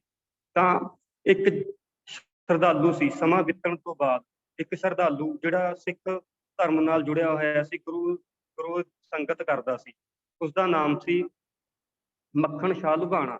ਤਾਂ ਮੱਖਣ ਸ਼ਾਹ ਲੁਬਾਣਾ ਇੱਕ ਵਪਾਰੀ ਸੀ ਜਿਹੜਾ ਕਿ ਆਪਣਾ ਵਪਾਰ ਕਰਦਾ ਸੀ। ਇੱਕ ਦਿਨ ਉਹ ਵਪਾਰ ਕਰਨ ਲਈ ਬੇੜੇ ਦੇ ਵਿੱਚ ਆਪਣਾ ਸਮਾਨ ਲੈ ਕੇ ਆ ਰਿਹਾ ਸੀ, ਤਾਂ ਉਹ ਬਹੁਤ ਹੀ ਤੇਜ਼ ਤੂਫਾਨ ਸੀ ਜਿਹੜਾ ਉਹ ਆ ਗਿਆ, ਜਿਸ ਕਰਕੇ ਉਸ ਨੂੰ ਡਰ ਪੈਦਾ ਹੋ ਗਿਆ ਕਿ ਮੇਰਾ ਜਿਹੜਾ ਬੇੜਾ ਹੈ ਉਹ ਡੁੱਬ ਜਾਵੇਗਾ। ਇਸ ਕਰਕੇ ਉਹਨੇ ਅਰਦਾਸ ਕੀਤੀ ਕਿ ਜੇਕਰ ਮੇਰਾ ਬੇੜਾ ਸਹੀ ਸਲਾਮਤ ਪਾਰ ਕਰ ਜਾਵੇ ਤਾਂ ਮੈਂ 500 ਸੋਨੇ ਦੀਆਂ ਮੋਹਰਾਂ ਜਿਹੜੀਆਂ ਉਹ ਗੁਰੂ ਘਰ ਨੂੰ ਭੇਟਾ ਕਰਾਂਗਾ। ਜਦੋਂ ਉਹ ਮੋਹਰਾਂ ਲੈ ਕੇ ਬਾਬਾ ਬਕਾਲੇ ਪਹੁੰਚਿਆ ਤਾਂ ਉੱਥੇ ਉਹ ਦੇਖ ਕੇ ਹੈਰਾਨ ਹੋ ਗਿਆ ਕਿ ਉੱਥੇ ਗੱਦੀਆਂ ਬੁਲਾਈ 22 ਜਿਹੜੇ ਗੁਰੂ ਸੀ, ਪਖੰਡੀ ਗੁਰੂ ਸੀ, ਉਹ ਬਣੇ ਬੈਠੇ ਸੀ। ਤਾਂ ਉਸਨੇ ਦੇਖਿਆ ਵੀ ਹੁਣ ਮੈਂ ਕੀ ਕਰਾਂ, ਤਾਂ ਉਸਨੇ 2-2 ਮੋਹਰਾਂ ਸੀ ਹਰੇਕ ਗੁਰੂ ਦੇ ਅੱਗੇ ਰੱਖ ਕੇ ਮੱਥਾ ਟੇਕਣਾ ਸ਼ੁਰੂ ਕਰ ਦਿੱਤਾ। ਤਾਂ ਜਦੋਂ ਉਹ 22 ਗੁਰੂ ਪੂਰੇ ਹੋ ਗਏ ਤਾਂ ਉਹਨਾਂ ਨੇ ਪੁੱਛਿਆ ਕਿ ਇੱਥੇ ਕੋਈ ਹੋਰ ਵੀ ਗੁਰੂ ਹੈਗਾ, ਤਾਂ ਉਹਨਾਂ ਨੇ ਕਿਹਾ ਵੀ ਹਾਂ, ਵੀ ਇੱਕ ਭੋਰਾ ਸਾਹਿਬ ਦੇ ਵਿੱਚ ਬੈਠਿਆ ਜਿਹਦਾ ਨਾਮ ਹੈ ਤੇਗ ਮੱਲ, ਜਿਹਨੂੰ ਤੇਗ ਬਹਾਦਰ ਦੇ ਨਾਂ ਨਾਲ ਜਾਣਿਆ ਜਾਂਦਾ ਹੈ। ਉਹ ਕਹਿ ਰਹੇ ਵੀ ਮੈਂ ਉਹਨਾਂ ਦੇ ਦਰਸ਼ਨ ਕਰਨਾ ਚਾਹੂੰਗਾ। ਉਹ ਕਹਿ ਰਹੇ ਵੀ ਉਹ ਤਾਂ ਭੋਰੇ 'ਚ ਹੀ ਬੈਠਿਆ ਰਹਿੰਦਾ। ਤਾਂ ਜਦੋਂ ਮੱਖਣ ਸ਼ਾਹ ਲੁਬਾਣਾ ਜੀ ਗੁਰੂ ਤੇਗ ਬਹਾਦਰ ਸਾਹਿਬ ਜੀ ਕੋਲ ਭੋਰਾ ਸਾਹਿਬ ਗਏ ਤੇ ਉੱਥੇ ਜਾ ਕੇ ਉਹਨਾਂ ਨੇ 5 ਮੋਹਰਾਂ ਮੱਥਾ ਟੇਕਿਆ, ਤਾਂ ਗੁਰੂ ਤੇਗ ਬਹਾਦਰ ਸਾਹਿਬ ਜੀ ਜੋ ਕਿ ਜਾਨੀ ਜਾਨ ਸੀ, ਉਹਨਾਂ ਨੇ ਉਹਨਾਂ ਦੀ ਬਾਹ ਫੜ ਕੇ ਕਿਹਾ ਕਿ ਮੱਖਣ ਸ਼ਾਹ ਲੁਬਾਣੇ, ਜਦੋਂ ਤੇਰਾ ਬੇੜਾ ਡੁੱਬ ਰਿਹਾ ਸੀ ਤਾਂ ਉਦੋਂ ਤੁਸੀਂ 500 ਮੋਹਰਾਂ ਸੁੱਖੀਆਂ ਸੀ ਤੇ ਹੁਣ 5 ਮੋਹਰਾਂ ਦੇਖ ਕੇ ਆਪਣਾ ਜਾ ਰਹੇ ਹੋ। ਤਾਂ ਉਹਨੂੰ ਦੇਖ ਇੰਨਾ ਸੁਣ ਕੇ ਬਹੁਤ ਖੁਸ਼ੀ ਹੋਈ ਤੇ ਉਹਨੇ 500 ਮੋਹਰਾਂ ਗੁਰੂ ਸਾਹਿਬ ਜੀ ਦੇ ਚਰਨਾਂ ਵਿੱਚ ਰੱਖ ਕੇ ਮੱਥਾ ਟੇਕਿਆ ਤੇ ਕੋਠੇ ਤੇ ਚੜ ਕੇ ਉੱਚੀ ਉੱਚੀ ਆਵਾਜ਼ ਲਾਉਣੀ ਸ਼ੁਰੂ ਕਰ ਦਿੱਤੀ। ਉਹਨੇ ਕਿਹਾ ਗੁਰੂ ਲਾਦੋ ਰੇ, ਗੁਰੂ ਲਾਦੋ ਰੇ, ਭਾਵ ਸੱਚਾ ਗੁਰੂ ਹੈ ਉਹ ਮਿਲ ਗਿਆ ਹੈ। ਤਾਂ ਇਸ ਕਰਕੇ ਜੋ ਗੁਰੂ ਤੇਗ ਬਹਾਦਰ ਸਾਹਿਬ ਜੀ ਸਨ, ਜੋ ਗੁਰੂ ਹਰਕ੍ਰਿਸ਼ਨ ਸਾਹਿਬ ਜੀ ਨੇ ਆਪਣੀ ਜੋਤੀ ਜੋਤ ਸਮਾਨ ਸਮੇਂ ਕਿਹਾ ਸੀ ਵੀ ਬਾਬਾ ਬਕਾਲੇ, ਵੀ ਭਾਵ ਜੋ ਅਗਲਾ ਗੁਰੂ ਹੈ ਉਹ ਬਾਬਾ ਬਕਾਲੇ ਰਹਿ ਰਿਹਾ ਹੈ, ਹਨਾ। ਤਾਂ ਇਸ ਕਰਕੇ ਜਿਹੜਾ ਮੱਖਣ ਸ਼ਾਹ ਲੁਬਾਣਾ ਸੀ ਉਸਨੇ ਇਸ ਤਰੀਕੇ ਨਾਲ ਗੁਰੂ ਤੇਗ ਬਹਾਦਰ ਸਾਹਿਬ ਜੀ ਦੀ ਸੱਚੇ ਗੁਰੂ ਦੀ ਪਹਿਚਾਣ ਕੀਤੀ ਤੇ 1665 ਈਸਵੀ ਨੂੰ ਬਾਬਾ ਬੁੱਢਾ ਜੀ ਦੇ ਜਿਹੜੇ ਪੁੱਤਰ ਸਨ ਬਾਬਾ ਗੁਰਦਿੱਤਾ ਜੀ, ਉਹਨਾਂ ਨੇ ਸ੍ਰੀ ਗੁਰੂ ਤੇਗ ਬਹਾਦਰ ਸਾਹਿਬ ਜੀ ਨੂੰ ਤਿਲਕ ਲਗਾ ਕੇ ਜਿਹੜੀ ਗੁਰਿਆਈ ਸੀ ਉਹ ਸੌਂਪੀ। ਤਾਂ ਗੁਰੂ ਤੇਗ ਬਹਾਦਰ ਸਾਹਿਬ ਜੀ ਨੇ ਜੋ ਸਿੱਖ ਧਰਮ ਸੀ ਉਹਨੂੰ ਡਿਵੈਲਪ ਕਰਨ ਦੇ ਲਈ, ਉਹਨੂੰ ਪ੍ਰਫੁੱਲਿਤ ਕਰਨ ਦੇ ਲਈ ਆਪਣਾ ਜਿਹੜੀ ਯਾਤਰਾ ਸੀ ਉਹ ਕਰਨੀਆਂ ਸ਼ੁਰੂ ਕਰ ਦਿੱਤੀਆਂ। ਕੁਝ ਸਮਾਂ ਬਾਬਾ ਬਕਾਲਾ ਰਹਿਣ ਤੋਂ ਬਾਅਦ ਗੁਰੂ ਸਾਹਿਬ ਜੀ ਤਰਨਤਾਰਨ ਸਾਹਿਬ, ਖਡੂਰ ਸਾਹਿਬ, ਗੋਇੰਦਵਾਲ ਸਾਹਿਬ ਦੀ ਯਾਤਰਾ ਕਰਕੇ ਅੰਮ੍ਰਿਤਸਰ ਤੋਂ ਬਾਅਦ ਦਰਬਾਰ ਸਾਹਿਬ ਦੇ ਦਰਸ਼ਨ ਕਰਨ ਗਏ। ਤਾਂ ਉੱਥੇ ਜਿਹੜਾ ਦਰਬਾਰ ਸਾਹਿਬ ਸੀ ਉਸ ਸਮੇਂ ਮਸੰਦਾਂ ਦੇ ਕਬਜ਼ੇ ਦੇ ਵਿੱਚ ਆਇਆ ਹੋਇਆ ਸੀ। ਤਾਂ ਜਿਹੜੇ ਮਸੰਦ ਸੀ ਉਹ ਗੁਰੂ ਅਰਜਨ ਦੇਵ ਸਾਹਿਬ ਜੀ ਨੇ ਮਸੰਦ ਪ੍ਰਥਾ ਦੀ ਜਿਹੜੀ ਸਥਾਪਨਾ ਸੀ ਉਹ ਕੀਤੀ ਸੀ। ਤਾਂ ਉਹ ਕੀ ਸੀ, ਉਦੋਂ ਤੱਕ ਮਸੰਦ ਸੀ ਜਿਹੜੇ ਉਹ ਬਹੁਤ ਹੀ ਭ੍ਰਿਸ਼ਟਾਚਾਰੀ ਹੋ ਗਏ ਸਨ। ਠੀਕ ਹੈ, ਤਾਂ ਉਹਨਾਂ ਨੇ ਲੋਕਾਂ ਨੂੰ ਲੁੱਟਣਾ ਸ਼ੁਰੂ ਕਰ ਦਿੱਤਾ ਸੀ। ਜਿਹੜਾ ਵੀ ਮਤਲਬ ਭੇਟਾਵਾਂ ਸੀ, ਜਿਹੜੀ ਧਨ ਦੌਲਤ ਗੁਰੂ ਘਰ ਦੇ ਲਈ ਆਉਂਦੀ ਸੀ, ਉਹ ਆਪ ਹਜਮ ਕਰ ਜਾਂਦੇ ਸੀ। ਤਾਂ ਜਦੋਂ ਗੁਰੂ ਤੇਗ ਬਹਾਦਰ ਸਾਹਿਬ ਜੀ ਦਰਬਾਰ ਸਾਹਿਬ ਦਰਸ਼ਨ ਕਰਨ ਗਏ ਤਾਂ ਮਸੰਦਾਂ ਨੇ ਗੁਰੂ ਸਾਹਿਬ ਜੀ ਦੇ ਆਉਣ ਤੋਂ ਪਹਿਲਾਂ ਹੀ ਜਿਹੜੇ ਦਰਵਾਜ਼ੇ ਸੀ ਦਰਬਾਰ ਸਾਹਿਬ ਦੇ ਉਹ ਬੰਦ ਕਰ ਦਿੱਤੇ ਸਨ। ਤਾਂ ਗੁਰੂ ਸਾਹਿਬ ਜੀ ਨੇ ਬਾਹਰੋਂ ਹੀ ਦਰਸ਼ਨ ਕਰਕੇ ਕੁਝ ਦੂਰ ਪਿੰਡ, ਇੱਕ ਬੱਲਾ ਪਿੰਡ ਸੀ, ਜਿੱਥੇ ਗੁਰੂ ਸਾਹਿਬ ਦੀ ਔਰਤਾਂ ਨੇ, ਜੋ ਔਰਤਾਂ ਸੀ ਉਹਨਾਂ ਨੇ ਬਹੁਤ ਸੇਵਾ ਕੀਤੀ ਸੀ। ਜਿੱਥੇ ਉਹਨਾਂ ਨੇ ਇੱਕ ਬਚਨ ਉਚਾਰਨ ਕੀਤਾ ਸੀ, ਮਾਈਆਂ ਰੱਜ ਰਜਾਈਆਂ, ਵੀ ਭਾਵ ਇਹ ਮਾਈਆਂ ਨੇ ਜਿਹੜੀਆਂ ਇਹ ਹਮੇਸ਼ਾ ਰੱਜੀਆਂ ਰਹਿਣ ਤੇ ਇਹ ਜਿਹੜੀ ਇਹਨਾਂ ਦੀ ਕੁੱਖ ਹੈ ਉਹ ਵੱਧਦੀ ਫੁੱਲਦੀ ਰਹੇ। ਤਾਂ ਉਹਨਾਂ ਨੇ ਸੰਗਤ ਤੋਂ ਜਿਹੜਾ ਸਤਿਕਾਰ ਸੀ, ਉਹਨਾਂ ਨੂੰ ਬੱਲਾ ਪਿੰਡ ਦੇ ਵਿੱਚ ਬਹੁਤ ਸਤਿਕਾਰ ਸੀ ਜਿਹੜਾ ਉਹ ਸੰਗਤ ਵੱਲੋਂ ਮਿਲਿਆ। ਤਾਂ ਗੁਰੂ ਸਾਹਿਬ ਨੇ ਮਾਝੇ ਵਿੱਚੋਂ ਗੁਰਦੁਆਰਿਆਂ ਦੀ ਯਾਤਰਾ ਤੋਂ ਬਾਅਦ ਕੀਰਤਪੁਰ ਸਾਹਿਬ ਜਾਣ ਦਾ ਜਿਹੜਾ ਮਨ ਸੀ ਉਹ ਬਣਾ ਲਿਆ ਸੀ। ਪਰ ਧੀਰ ਮੱਲੀਏ ਦੇ ਹਮਾਇਤੀ ਸੀ ਜਿਹੜੇ, ਜੋ ਧੀਰ ਮੱਲੀਏ ਸੀ, ਰਾਮ ਰਾਈਏ ਸੀ, ਜੋ ਕਿ ਗੁਰੂ ਸਾਹਿਬ ਦੇ ਪਰਿਵਾਰ ਵਿੱਚ ਹੋਈ ਸੀ, ਜਿਨ੍ਹਾਂ ਨੂੰ ਗੱਦੀ ਸੀ ਜਿਹੜੀ ਨਹੀਂ ਦਿੱਤੀ ਗਈ ਸੀ। ਜਿਵੇਂ ਪ੍ਰਿਥੀ ਚੰਦ ਸੀ, ਉਹ ਗੁਰੂ ਅਰਜਨ ਦੇਵ ਸਾਹਿਬ ਜੀ ਦਾ ਵੱਡਾ ਭਰਾ ਸੀ, ਉਹਨੂੰ ਗੱਦੀ ਨਹੀਂ ਮਿਲੀ, ਇਸ ਕਰਕੇ ਉਹ ਈਰਖਾ ਕਰਦਾ ਸੀ। ਤੇ ਰਾਮ ਰਾਏ ਸੀ, ਉਹ ਗੁਰੂ ਹਰ ਰਾਏ ਜੀ ਦਾ ਪੁੱਤਰ ਸੀ, ਉਹਨੂੰ ਵੀ ਗੱਦੀ ਨਹੀਂ ਦਿੱਤੀ ਗਈ ਸੀ। ਗੁਰੂ ਹਰਕ੍ਰਿਸ਼ਨ ਸਾਹਿਬ ਜੀ ਨੂੰ ਜਿਹੜੀ ਗੱਦੀ ਸੀ ਉਹ ਸੌਂਪ ਦਿੱਤੀ ਗਈ ਸੀ। ਇਸ ਕਰਕੇ ਉਹਨਾਂ ਨੇ ਹੁਣ ਗੁਰੂ ਤੇਗ ਬਹਾਦਰ ਸਾਹਿਬ ਜੀ ਦਾ ਜਿਹੜਾ ਵਿਰੋਧ ਸੀ ਉਹ ਕਰਨਾ ਸ਼ੁਰੂ ਕਰ ਦਿੱਤਾ ਸੀ। ਇਸ ਕਰਕੇ ਗੁਰੂ ਤੇਗ ਬਹਾਦਰ ਸਾਹਿਬ ਜੀ ਨੂੰ ਜਿਹੜੀ ਬਹੁਤ ਫੁਕੜਾ ਸੀ ਉਹਨਾਂ ਦਾ ਸਾਹਮਣਾ ਕਰਨਾ ਪਿਆ। ਤਾਂ ਧੀਰ ਮੱਲੀਆ ਦੇ ਹਮਾਇਤੀਆਂ ਦਾ ਵਤੀਰਾ ਠੀਕ ਨਾ ਹੋਣ ਕਰਕੇ ਸਤਿਗੁਰੂ ਜੀ ਨੇ ਜਿਹੜਾ ਕਹਿਲੂਰ ਦਾ ਰਾਜਾ ਸੀ ਉਹਦੇ ਪਾਸੋਂ ਇੱਕ ਪਿੰਡ ਦੀ ਜ਼ਮੀਨ ਸੀ ਜਿਹੜੀ ਉਹ ਲੈ ਲਈ। ਉਹ ਪਿੰਡ ਦਾ ਨਾਮ ਸੀ ਜਿਹੜਾ, ਉਹਦਾ ਨਾਮ ਸੀ ਮਾਖੋਵਾਲ। ਮਾਖੋਵਾਲ ਪਿੰਡ ਦੀ ਜ਼ਮੀਨ ਸੀ ਜਿਹੜੀ ਉਹ ਉਹਨਾਂ ਨੇ ਮੁੱਲ ਲੈ ਕੇ ਇਸ ਦਾ ਨਾਮ ਆਪਣੀ ਮਾਤਾ ਜੀ ਦੇ ਨਾਮ ਤੇ ਚੱਕ ਨਾਨਕੀ ਰੱਖਿਆ। ਤੇ ਹੌਲੀ ਹੌਲੀ ਉੱਥੇ ਇਹਨਾਂ ਨੇ ਬਹੁਤ ਸਾਰਾ ਜਿਹੜਾ ਸ਼ਹਿਰ ਸੀ ਉਹ ਵਸਾ ਲਿਆ ਤੇ ਇੱਥੇ ਸਿੱਖ ਸੰਗਤ ਨੂੰ ਜਿਹੜੇ ਦਰਸ਼ਨ ਦੇਣੇ ਉਹ ਸ਼ੁਰੂ ਕਰ ਦਿੱਤੇ ਤੇ ਸਿੱਖ ਧਰਮ ਦਾ ਜਿਹੜਾ ਪ੍ਰਚਾਰ ਸੀ ਉਹ ਕਰਨਾ ਸ਼ੁਰੂ ਕਰ ਦਿੱਤਾ। ਤਾਂ ਅੱਜ ਜੋ ਗੁਰੂ ਗੋਬਿੰਦ ਸਿੰਘ ਜੀ ਸੀ ਉਹਨਾਂ ਨੇ ਉਸ ਤੋਂ ਬਾਅਦ ਮਾਖੋਵਾਲ ਦਾ ਜਿਹੜਾ ਨਾਮ ਸੀ ਉਹ ਆਨੰਦਪੁਰ ਸਾਹਿਬ ਰੱਖਿਆ। ਉਸ ਤੋਂ ਬਾਅਦ ਗੁਰੂ ਤੇਗ ਬਹਾਦਰ ਸਾਹਿਬ ਜੀ ਨੇ ਸਿਰਫ ਆਪਣੇ ਧਰਮ ਲਈ ਨਹੀਂ ਸਗੋਂ ਹੋਰ ਧਰਮਾਂ ਦੇ ਲਈ ਵੀ ਜਿਹੜਾ ਆਪਣਾ ਸਮਾਂ ਸੀ ਉਹ ਦਿੱਤਾ ਤੇ ਹਿੰਦੂ ਧਰਮ ਦੇ ਲਈ ਵੀ ਆਪਣਾ ਜਿਹੜੇ ਗੈਰ ਮੁਸਲਮਾਨ ਲੋਕ ਸੀ ਉਹਨਾਂ ਦੀ ਵੀ ਜਿਹੜੀ ਫਰਿਆਦ ਸੀ ਉਹ ਹਮੇਸ਼ਾ ਸੁਣਦੇ ਸੀ। ਤਾਂ ਇੱਕ ਦਿਨ ਮੁਗਲ ਬਾਦਸ਼ਾਹ ਜਿਹੜਾ ਔਰੰਗਜ਼ੇਬ ਸੀ ਉਹ ਸਾਰੇ ਭਾਰਤ ਨੂੰ ਦਰ ਉਲ ਇਸਲਾਮ ਦੀ ਧਰਤੀ ਬਣਾਉਣਾ ਚਾਹੁੰਦਾ ਸੀ। ਦਰ ਉਲ ਇਸਲਾਮ ਦਾ ਭਾਵ ਹੈ ਵੀ ਸਾਰੀ ਧਰਤੀ ਨੂੰ ਇਸਲਾਮ ਕਬੂਲ ਕਰਵਾ ਦੇਣਾ। ਮੁਗਲ ਬਾਦਸ਼ਾਹ ਔਰੰਗਜ਼ੇਬ ਨੇ ਫੈਸਲਾ ਕੀਤਾ ਕਿ ਗੈਰ ਮੁਸਲਮਾਨਾਂ ਨੂੰ ਮੁਸਲਮਾਨ ਬਣਾਇਆ ਜਾਵੇ। ਤਾਂ ਉਹ ਸਭ ਤੋਂ ਪਹਿਲਾਂ ਕਸ਼ਮੀਰ, ਉਹਨੇ ਸਭ ਤੋਂ ਪਹਿਲਾਂ ਜਿਹੜੀ ਜਗ੍ਹਾ ਸੀ ਉਹ ਕਸ਼ਮੀਰ ਨੂੰ ਚੁਣਿਆ ਵੀ ਤਾਂ ਜੋ ਜਿਹੜੀ ਕਸ਼ਮੀਰ ਸੀ, ਕਸ਼ਮੀਰ ਦੇ ਵਿੱਚ ਕਸ਼ਮੀਰੀ ਪੰਡਤਾਂ ਦੀ ਜਿਹੜੀ ਗਿਣਤੀ ਸੀ ਬਹੁਤਾਤ ਵਿੱਚ ਸੀ। ਉਹ ਚਾਹੁੰਦਾ ਸੀ ਵੀ ਜੇਕਰ ਮੈਂ ਕਸ਼ਮੀਰੀ ਪੰਡਤਾਂ ਨੂੰ ਇਸਲਾਮ ਧਰਮ ਕਬੂਲ ਕਰਵਾ ਲਵਾਂ ਤਾਂ ਬਾਕੀ ਜਿੰਨੇ ਵੀ ਹੋਰ ਹੈ ਗੈਰ ਮੁਸਲਮਾਨ ਨੇ ਉਹ ਜਲਦੀ ਹੀ ਜਿਹੜਾ ਇਸਲਾਮ ਧਰਮ ਹੈ ਉਹ ਕਬੂਲ ਕਰ ਲੈਣਗੇ। ਤਾਂ ਦੁਖੀ ਹੋਏ ਕਸ਼ਮੀਰੀ ਪੰਡਤਾਂ ਨੇ ਗੁਰੂ ਸਾਹਿਬ ਕੋਲ ਜਾ ਕੇ ਫਰਿਆਦ ਕੀਤੀ ਤਾਂ ਸਤਿਗੁਰੂ ਜੀ ਨੇ ਉਹਨਾਂ ਦੇ ਦੁੱਖ ਨੂੰ ਬੜੇ ਹੀ ਹਮਦਰਦੀ ਨਾਲ ਸੁਣਿਆ ਅਤੇ ਫਰਮਾਇਆ ਕਿ ਇਹ ਸੰਕਟ ਟਲ ਸਕਦਾ ਹੈ ਜੇ ਕੋਈ ਮਹਾਨ ਵਿਅਕਤੀ ਬਲਿਦਾਨ ਦੇਵੇ।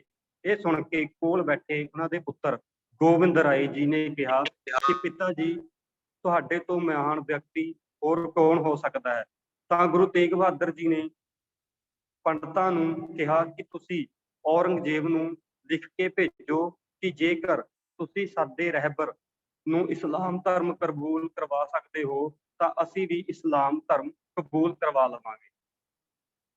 ਕਿਉਂਕਿ ਗੁਰੂ ਤੇਗ ਬਹਾਦਰ ਸਾਹਿਬ ਜੀ ਨੇ ਇਹ ਜਿਹੜੇ ਸ਼ਬਦ ਸੀ ਇਸ ਕਰਕੇ ਕਹੇ ਸੀ ਕਿਉਂਕਿ ਉਹਨਾਂ ਨੂੰ ਪਤਾ ਲੱਗ ਗਿਆ ਸੀ ਕਿ ਜਿਹੜਾ ਮੇਰਾ ਪੁੱਤਰ ਹੈ ਵੀ ਬੇਸ਼ੱਕ ਹਜੇ ਛੋਟੀ ਉਮਰ ਦਾ ਹੈ, ਪਰ ਉਹ ਗੁਰਗੱਦੀ ਦੇ ਲਾਇਕ ਹੈ। ਕਿਉਂਕਿ ਐਡੀ ਗੱਲ ਕਹਿਣੀ, ਉਹਨਾਂ ਨੂੰ ਪਤਾ ਲੱਗ ਗਿਆ ਸੀ ਵੀ ਜੇ ਮੇਰਾ ਪੁੱਤਰ ਮੇਰਾ ਬਲਿਦਾਨ ਦੇ ਸਕਦਾ ਹੈ, ਬਚਪਨ ਦੇ ਵਿੱਚ ਮੇਰਾ ਬਲਿਦਾਨ ਦੇ ਸਕਦਾ, ਤੇ ਆਉਣ ਵਾਲੇ ਸਮੇਂ ਦੇ ਵਿੱਚ ਇਹ ਸਿੱਖ ਧਰਮ ਦੇ ਲਈ ਆਪ ਵੀ ਆਪਣਾ ਸਾਰਾ ਜਿਹੜਾ ਬਲਿਦਾਨ ਹੈ ਜਾਂ ਆਪਣਾ ਪਰਿਵਾਰ ਹੈ ਉਹ ਕੁਰਬਾਨ ਕਰ ਸਕਦਾ। ਤਾਂ ਇਸੇ ਤਰ੍ਹਾਂ ਜਿਹੜੇ ਕਸ਼ਮੀਰੀ ਪੰਡਤ ਸੀ, ਉਹਨਾਂ ਨੇ ਆਪਣਾ ਸੁਨੇਹਾ ਜਿਹੜਾ ਔਰੰਗਜ਼ੇਬ ਤੱਕ ਪਹੁੰਚਾਇਆ ਕਿ ਜੇਕਰ ਤੁਸੀਂ ਸਾਡੇ ਗੁਰੂ ਸ੍ਰੀ ਗੁਰੂ ਤੇਗ ਬਹਾਦਰ ਸਾਹਿਬ ਜੀ ਨੂੰ ਇਸਲਾਮ ਧਰਮ ਕਬੂਲ ਕਰਵਾਉਂਦੇ ਹੋ ਤਾਂ ਅਸੀਂ ਸਾਰੇ ਹੀ ਕਸ਼ਮੀਰੀ ਪੰਡਤ ਜਿਹੜਾ ਇਸਲਾਮ ਧਰਮ ਹੈ ਉਹ ਕਬੂਲ ਕਰ ਲਵਾਂਗੇ। ਔਰੰਗਜ਼ੇਬ ਨੇ ਇਹ ਗੱਲ ਸੁਣ ਕੇ ਸ੍ਰੀ ਗੁਰੂ ਤੇਗ ਬਹਾਦਰ ਜੀ ਨੂੰ ਸ਼ਹੀਦ ਕਰ ਜਿਹੜਾ ਕੈਦ ਕਰਨ ਦਾ ਸੀ, ਗ੍ਰਿਫਤਾਰ ਕਰਨ ਦਾ ਸੀ ਹੁਕਮ ਸੀ, ਉਹ ਸੁਣਾ ਦਿੱਤਾ ਤੇ ਜਿਹੜੀ ਗ੍ਰਿਫਤਾਰ ਕਰਨ ਲਈ ਸੈਨਾ ਸੀ ਉਹ ਭੇਜ ਦਿੱਤੀ ਗਈ। ਸਤਿਗੁਰਾਂ ਨੂੰ ਪਤਾ ਸੀ ਕਿ ਕੁਰਬਾਨੀ ਹੈ ਜਿਹੜੀ ਉਹ ਸਮੇਂ ਦੀ ਲੋੜ ਹੈ, ਵੀ ਕੁਰਬਾਨੀ ਤੋਂ ਬਿਨਾਂ ਜੋ ਸਮਾਜ ਹੈ ਉਸ ਨੂੰ ਡਿਵੈਲਪ ਨਹੀਂ ਕੀਤਾ ਜਾ ਸਕਦਾ ਜਾਂ ਉਸ ਨੂੰ ਸਾਂਭ ਕੇ ਨਹੀਂ ਰੱਖਿਆ ਜਾ ਸਕਦਾ। ਵੀ ਜੇਕਰ ਔਰੰਗਜ਼ੇਬ ਦੇ ਜ਼ੁਲਮਾਂ ਦਾ ਸਾਹਮਣਾ ਕਰਨਾ ਜਾਂ ਸਮਾਜ ਨੂੰ ਬਚਾਉਣਾ, ਇਸ ਕਰਕੇ ਸਾਨੂੰ ਕੁਰਬਾਨੀ ਹੈ ਜਿਹੜੀ ਉਹ ਦੇਣੀ ਪਵੇਗੀ। ਕਿਉਂਕਿ ਕੁਰਬਾਨੀ ਦੀ ਜਿਹੜੀ ਰੀਤ ਸੀ ਜਾਂ ਕੁਰਬਾਨੀ ਦੀ ਜਿਹੜੀ ਸਿੱਖਿਆ ਸੀ ਉਹ ਉਹਨਾਂ ਨੇ ਆਪਣੇ ਦਾਦਾ ਸ੍ਰੀ ਗੁਰੂ ਅਰਜਨ ਦੇਵ ਸਾਹਿਬ ਜੀ ਤੋਂ ਪ੍ਰਾਪਤ ਕਰ ਲਈ ਸੀ। ਕਿਉਂਕਿ ਗੁਰੂ ਅਰਜਨ ਦੇਵ ਸਾਹਿਬ ਜੀ ਨੇ ਵੀ ਜਹਾਂਗੀਰ ਦਾ ਜ਼ੁਲਮ ਸੀ ਜਿਹੜਾ ਉਹ ਸਹਿਣ ਵੀ ਕਿਹਾ ਸੀ ਵੀ ਮੈਂ ਲੋਕਾਂ ਨੂੰ ਹੋਰ ਜਿਹੜਾ ਜ਼ੁਲਮ ਹੈ ਉਹ ਸਹਿਣ ਨਹੀਂ ਕਰਨ ਦੇਵਾਂਗਾ। ਇਸ ਕਰਕੇ ਉਹਨਾਂ ਨੇ ਆਪਣੀ ਜਿਹੜਾ ਬਲਿਦਾਨ ਸੀ ਉਹ ਦੇ ਦਿੱਤਾ ਗਿਆ ਸੀ, ਜਿਸ ਕਰਕੇ ਉਹਨਾਂ ਨੂੰ ਸਿੱਖਾਂ ਦੇ ਪਹਿਲੇ ਸਰਤਾਜ, ਸ਼ਹੀਦ ਸਰਤਾਜ ਹੋਣ ਦਾ ਜਿਹੜਾ ਖਿਤਾਬ ਹੈ ਉਹ ਦਿੱਤਾ ਗਿਆ। ਇਸੇ ਤਰ੍ਹਾਂ ਸਿੱਖਾਂ ਦੇ ਵਿੱਚ ਜਿਹੜੇ ਦੂਜੇ ਗੁਰੂ ਸੀ ਉਹ ਸ੍ਰੀ ਗੁਰੂ ਤੇਗ ਬਹਾਦਰ ਸਾਹਿਬ ਜੀ ਸੀ, ਜਿਨ੍ਹਾਂ ਨੇ ਸਿਰਫ ਆਪਣੇ ਧਰਮ ਦੀ ਖਾਤਰ ਹੀ ਨਹੀਂ ਸਗੋਂ ਹੋਰ ਲੋਕਾਂ ਦੀ ਭਲਾਈ ਦੇ ਖਾਤਰ ਆਪਣਾ ਜਿਹੜਾ ਬਲਿਦਾਨ ਸੀ ਉਹ ਦੇ ਦਿੱਤਾ ਸੀ। ਤਾਂ ਸ੍ਰੀ ਗੁਰੂ ਤੇਗ ਬਹਾਦਰ ਸਾਹਿਬ ਜੀ ਨੇ ਜਦੋਂ ਅਨੰਦਪੁਰ ਸਾਹਿਬ ਤੋਂ ਚੱਲਣ ਲੱਗੇ ਤਾਂ ਉਸ ਸਮੇਂ ਉਹਨਾਂ ਨੇ ਸੰਗਤਾਂ ਨੂੰ ਕਿਹਾ ਕਿ ਮੈਂ ਤੁਹਾਨੂੰ ਵਚਨ ਦਿੰਦਾ ਕਿ ਅੱਜ ਤੋਂ ਬਾਅਦ ਜਿਹੜੇ ਅਗਲੇ ਗੁਰੂ ਨੇ ਉਹ ਗੁਰੂ ਗੋਬਿੰਦ ਰਾਏ ਹੋਊਗਾ। ਕਿਉਂਕਿ ਉਹਨਾਂ ਨੂੰ ਪਤਾ ਲੱਗ ਗਿਆ ਸੀ ਕਿ ਮੇਰੇ ਤੋਂ ਬਾਅਦ ਜਿਹੜੀ ਗੁਰੂ ਦੀ ਜ਼ਿੰਮੇਵਾਰੀ ਹੈ ਉਹ ਸ੍ਰੀ ਗੁਰੂ ਗੋਬਿੰਦ ਸਿੰਘ ਜੀ ਸੰਭਾਲ ਸਕਦੇ ਨੇ। ਤਾਂ ਸ੍ਰੀ ਗੁਰੂ ਤੇਗ ਬਹਾਦਰ ਸਾਹਿਬ ਜੀ 11 ਜੁਲਾਈ 1675 ਈਸਵੀ ਆਪਣੇ 3 ਸਿੱਖਾਂ ਭਾਈ ਮਣੀ ਸਿੰਘ, ਭਾਈ ਸਤੀ ਦਾਸ, ਭਾਈ ਮਤੀ ਦਾਸ ਤੇ ਭਾਈ ਦਿਆਲਾ ਜੀ ਸਮੇਤ ਅਨੰਦਪੁਰ ਸਾਹਿਬ ਤੋਂ ਰਵਾਨਾ ਹੋ ਕੇ ਆਗਰਾ ਪਹੁੰਚ ਗਏ।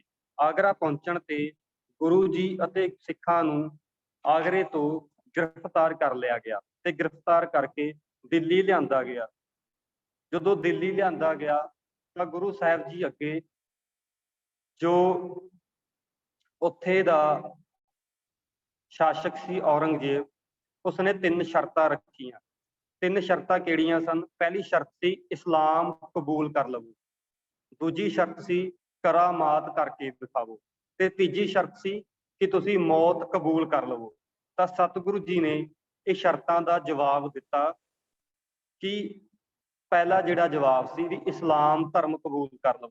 ਤਾਂ ਗੁਰੂ ਤੇਗ ਬਹਾਦਰ ਸਾਹਿਬ ਜੀ ਨੇ ਕਿਹਾ ਕਿ ਸਾਡਾ ਧਰਮ ਸਾਨੂੰ ਬਹੁਤ ਪਿਆਰਾ ਹੈ, ਇਸ ਕਰਕੇ ਅਸੀਂ ਇਸਲਾਮ ਧਰਮ ਹੈ ਉਹ ਕਬੂਲ ਨਹੀਂ ਕਰਦੇ।